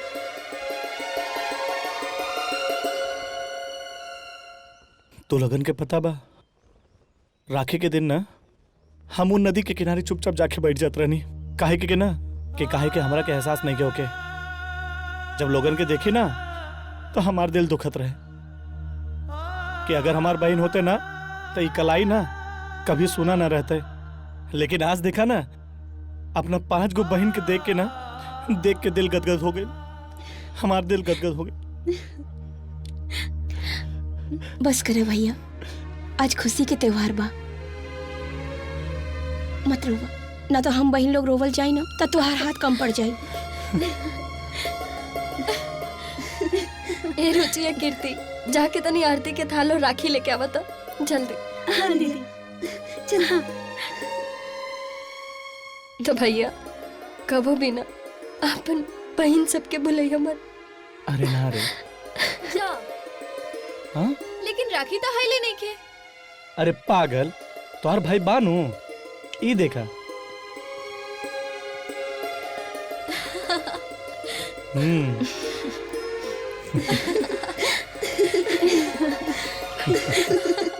बेटा ठीक से जइहा, मन लगा के पढ़िहा। ठीक बा। हम जीवन में यही सोचले रही हमार बेटा बड़ होके अफसर बनी। आई सब पंचायत उंचाई से दूर रही जी। हाँ आज तू हमार सपना पूरा करे जात पड़ा। ठीक बा बाबूजी, आशीर्वाद दी। जी अब बनल रहा। माई तू आशीर्वाद दा। खुश रह बेटा, और हाँ अपन ख्याल रखिया। बाबूजी दरोगा बन के आई हम।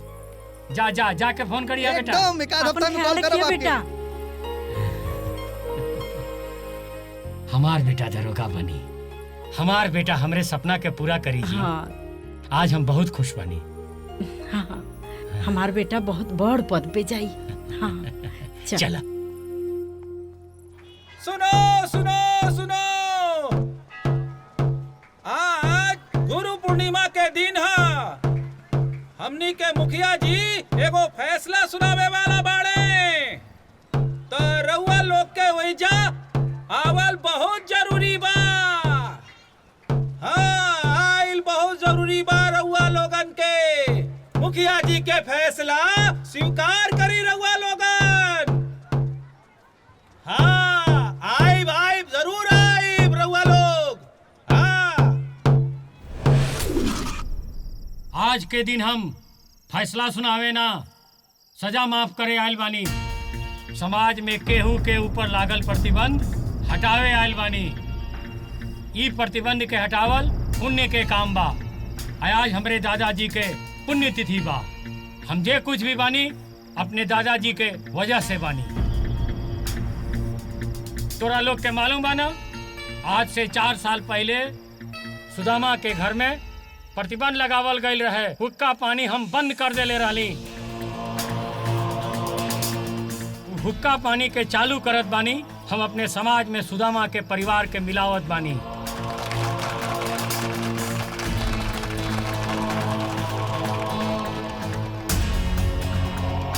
अरे तू का बैठ के सुनत बाड़ू? तू कुछ बोला, लोग के पता तो चले कि हमरे मेहरारू भी बोले ली। हमनियों के एगो इंसान है जा, और कोई भी इंसान के दर्द समझ सकता नहीं जा। अगर कोई घर परिवार के ऊपर लंबा समय तक प्रतिबंध लागेला तब ओकर हाय और बद्दुआ नहीं जा ले सकत। सिर्फ प्रतिबंध के मकसद यह होला कि हर कोई अपने अंदर से सुधार कर सके और दोबारा भूल के भी वो गलती ना कर सके। अरे बैठा, बहुत बोलत बाड़ू, हो गई, बैठा। आज सूर्या बाबू बोली है। आज सुदामा भैया के परिवार से प्रतिबंध हटले का सबसे ज्यादा खुशी हमारा बटे कि आज उनका परिवार जौन बाटे सामान्य रूप से गांव के हर लोगों से जुड़ जाई। सबके घर से खाइल पियल, सबके घर आयल गए उनका शुरू हो जाई। ये बात के लेके हम बहुत खुश बनी। बस एक सवाल, ऐसा कौन गलती रहे हमरा बाबूजी के जे 4 साल के कठोर प्रतिबंध हमने के परिवार पे लगावल गई? ये हमने के और ये समाज सब जानल चाहता। सही बात बा, सब कोई जानल चाहत बा कि का बात रहे।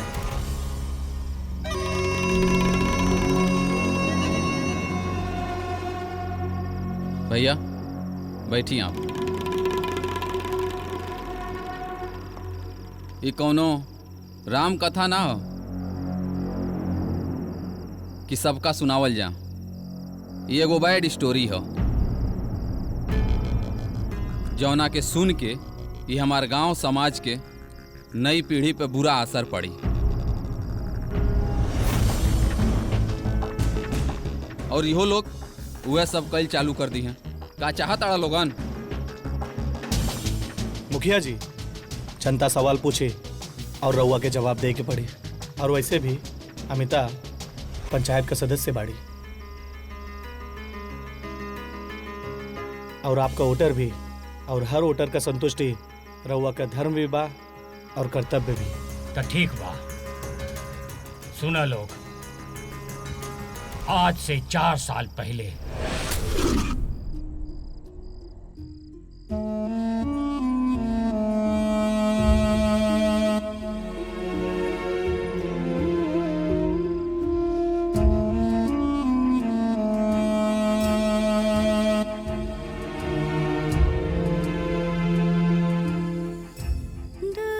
देवी माँ के साक्षी मान के आज से तो हमार धर्मपत्नी हो गई।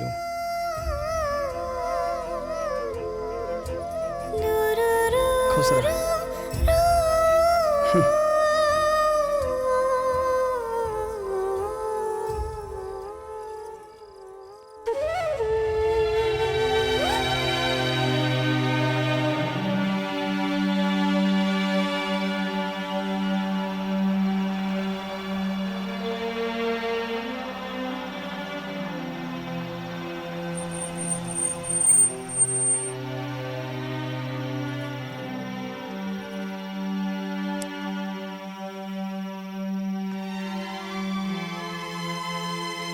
अरे बिटिया तू?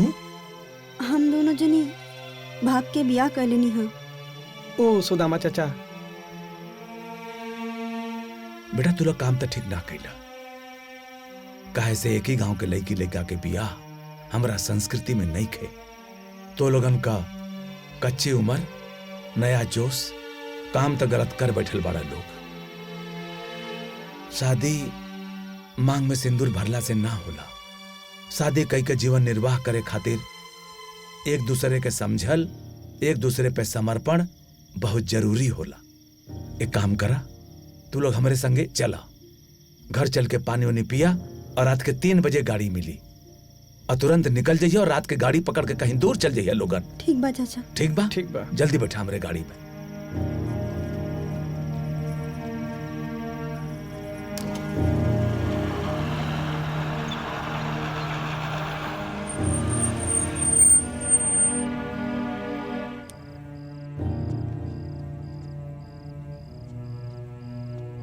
उतरा लोगन, आओ।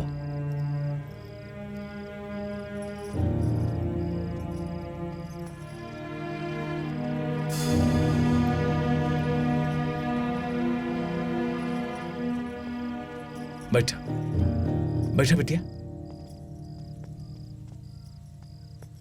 ए बिटिया, तन्नी 2 गिलास पानी ले आवा था। जी बाबूजी। जल्दी आवा। हाँ बतानी। पानी ली। पानी पिया। ई लोग के हैं बाबूजी? ये अपने खानदान खावन बेटा, पानी पिया। नमस्ते। नमस्ते। नमस्ते। हाँ। तू लोग बैठा, हम आवतानी, ठीक बा? चलो बिटिया। हाँ। ये मुखिया जी के भतीजी है। तई हमार बहन लागी ना? देखा रागनी, हमने के वजह से सुदामा चाचा के समाज बहिष्कार कर दी। हमने के चाहत कि उनका परिवार में कोनो तरह के आँच आवे।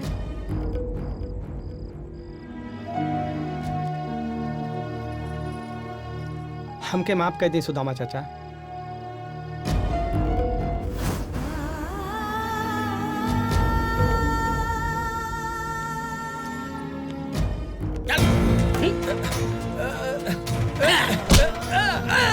ये देखा गांव वाले, ये हमारे गांव के सम्मानित बुजुर्ग सुदामा चाचा। देख लो चेहरा इनकर। ये गांव के लवंडिया बात लेकर के सम्मान पूर्वक अपने घर में संरक्षण दे लें। ठीक से पहचान लें इनका चेहरा। यहाँ हमें सुदामा चाचा गांव के। देखा चेहरा इनकर। यहाँ हमारा सुदामा चाचा। अब तुम लोग बतावा, सुदामा चाचा के साथ कौन हस्त करे चाहिए? सुदामा चाचा भइल बाटे। सुदामा, ई कैसे भूल जाई? तोरे बिरादरी की लड़की और गैर बिरादरी का लड़का दोनों भाग गए नसा, और तू अपने घर में शरण दिया।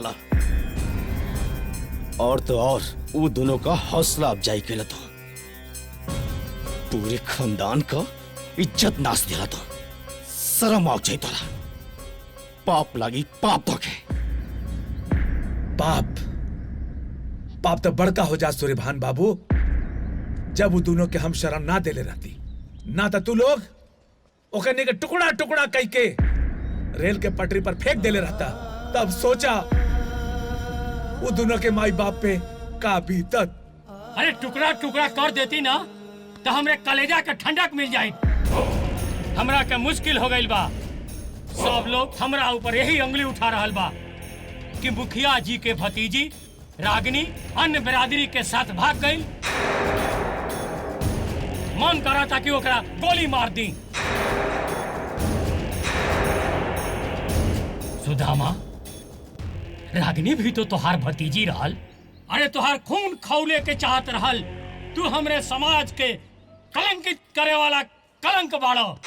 ऐसा बात नहीं है मुखिया जी। वो दोनों के रात के हम बहुत समझौली।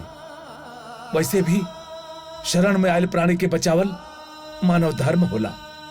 काहे कि राम जी के शरण में जब विभीषण अइलन तो सुग्रीव विभीषण के रावण के दूत समझ के उनके मार देवे के कहलन। तब राम जी कहलन, ना सुग्रीव, शरणागत कहूं जे तजही, हिता नहीं अनुमानी, ते नर पावर पाप में तिनहि बिलोकत हानि। अगर शरण में अधम से अधम नीच तहार दुश्मन भी आ जाए, ओके बचावल तोहार धर्म होला। बंद कर तू अपन कथा प्रवचन। तू समाज के धोखा देले बाड़ा।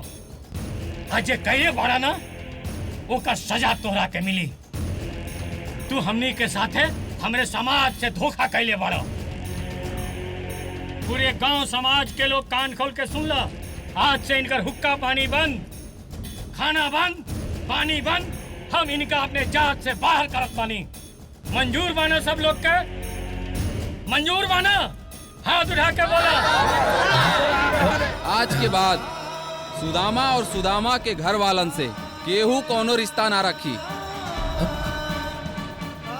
ना सुदामा के घर आवल। और ये कानून आज से और अभी से लागू बा।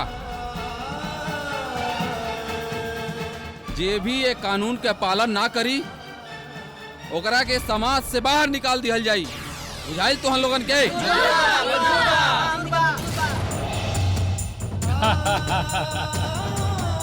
मुखिया जिंदाबाद, जिंदाबाद, मुखिया जिंदाबाद।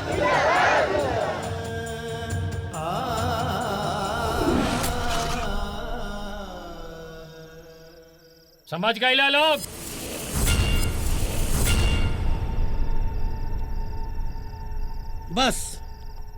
बस यह कारण रहल तू लोगन के इस समाज से और इस जात से बर्खास्त करे के। ये कैसन फैसला बा रउआ के जौन फैसला सिर्फ एक इंसान पर लागू होला? मुखिया जी, रउआ तो जानते बानी ताली कबो एक हाथ से ना बचल। मुखिया जी, ये हम सबके पता बा कि कोनो घटना घटे के पीछे दो कारण होला, एक मजबूरी और दूसर का इरादा। ई कैसन मजबूरी बा जौन हाथ जोड़े पे ओके मजबूर करेला? और ये जे समाज के ठेकेदार बा ना, वो अपन पद और सिर्फ अपन फायदा देखेला। समाज के परिभाषा भी पता बा? समाज के परिभाषा जनता तू ताज। आज एक हंसता खेलता परिवार लज्जित और कलंकित होके ये घर में बंद ना होत। और सुदामा जी के कोनो मजबूरी भी हो सकेला। वाह! अब फिल्म के क्लाइमेक्स में एक नया हीरो के एंट्री। यही के कहल जाला कि बेगानी शादी में अब्दुल्ला दीवाना। मान न मान, मैं तेरा मेहमान। हैं? हे लौंडे, कहाँ हरे तोर? कहाँ से आयल बड़े? ये तुहनी के शहर ना हो, ये हमार गांव का पंचायत हो। और यहाँ का फैसला ये हमार गांव और समाज देला, तुहनी के ना। बुझाइल कि समझावे के पड़ी? आइल बाणे यहाँ शहरी फैसला सुनावे। आज 26 साल से हमनियो ये परंपरा देखत आवतानी कि बहू और बेटी के संग कितना सुंदर व्यवहार हो रहल बा। बड़की माई की बेटी जला के मार दिहल गई काहे से ओकर बाप एगो स्प्लेंडर और 2 लाख दहेज ना दिले रहलन। और दुखी राज चाचा के बहिन जिंदगी भर नैहरे रह गई काहे कि ओकर पति बम्बई जाके कोनो महाराष्ट्रन से ब्याह कर लेलस और वहीं रह गई। बाभन और पंडित के होनहार बेटी जे जिला टॉप कैले रहल, ओकर बियाह एगो अधेड़ 42 साल के आदमी से करा दिहल गई काहे कि वो सरकारी जॉब में रहे ना। और हाँ, हम जो ये नाम बताइनी ना, ये सब रिश्ता अपने परंपरा और रिश्ता में ही रहे, ना ही कोनो लव मैरिज रहे। लेकिन रिजल्ट बहुत खौफनाक। सोची, अभी तो ये 3 गो नाम बताऊनी, वो भी ई गांव के। तो सोचा, पूरा गांव, जिला, राज्य के, देश और बहिन बेटी के का हाल होई? ये लव मैरिज हो या पारंपरिक विवाह, ओकर जीवन सुखी से बीतेला जे एक दूसर के समझ पावेला। तू कौन भगवान ना हवा चंद्रभान सिंह?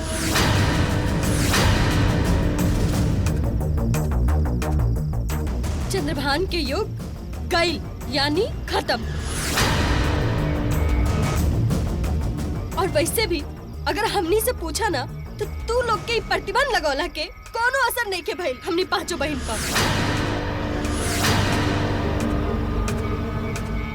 उल्टे ही 4 साल में 40 साल के तजुर्बा मिल गई बा।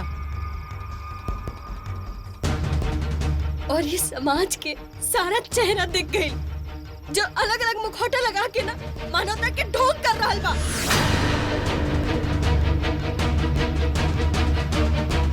तू लोग जो अपना तानाशाही के फतवा जारी करके हुकूमत चलावे की कोशिश कर रहा बाड़ा ना, वो हुकूमत अब ज्यादा दिन चले वाला नहीं खे। भगवान ना तू लोग से बहुत बड़का बड़का आदमी के आकर तोड़ के रख देलन, तारो तोड़ियन।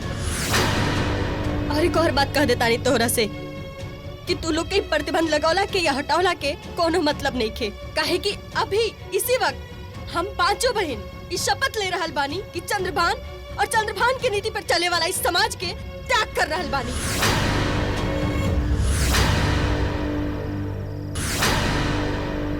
तोरा घर घर के पानी हमनी ना पियब और तोरा घर के एक दाना भी हमनी ना खाइब और तोरा दुआरी पे थूके भी ना जाइब चंद्रभान।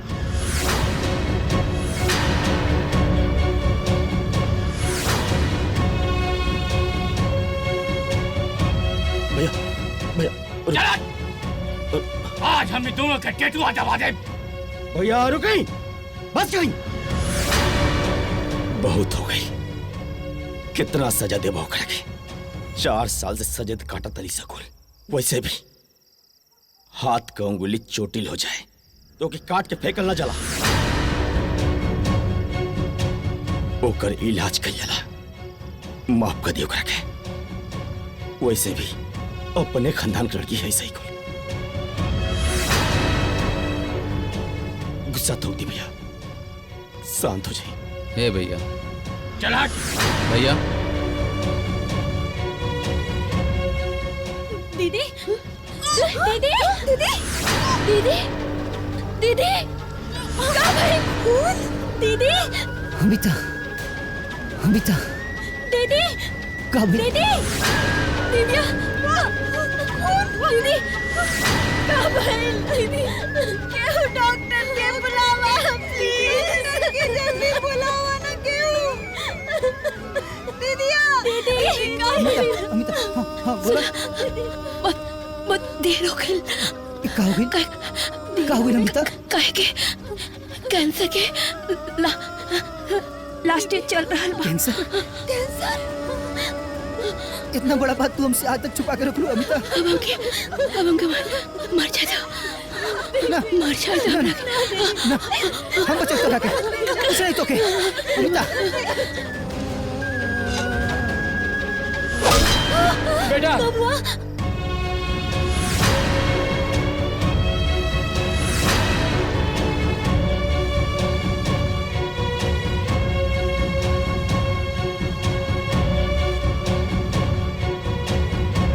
दीदी अमिता अमिता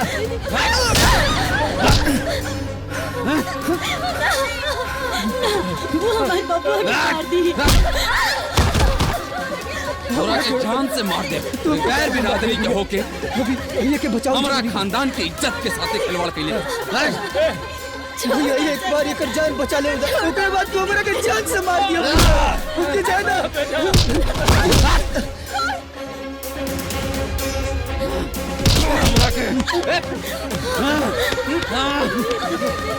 चाड़ा मरा के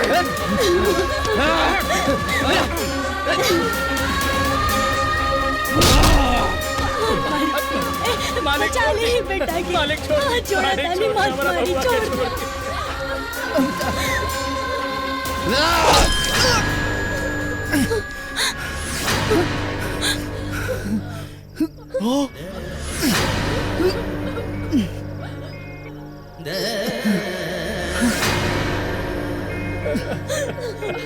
जी हमार बबुआ।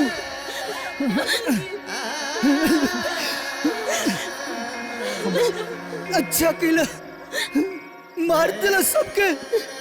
अरे जात पात ऊंच नीच के चक्कर में जानला के कौन जरूरत रहे? ऐसे के एगो छोट जात के लड़का ले प्यार के लिए रहे। का कसूर रहे? ये हमरा से प्यार के लिए रहे। हम एगो छोट जात से बढ़िया से बताओ तू लोग, ये ना गुनाह हमार बा और ये बड़ जाति में बड़ी बड़ा सुकून मिलते। अजीब गरीब बच्चों लोग के नियम कानून। सूर्यपान भैया ये कहाँ के इंसाफ बा?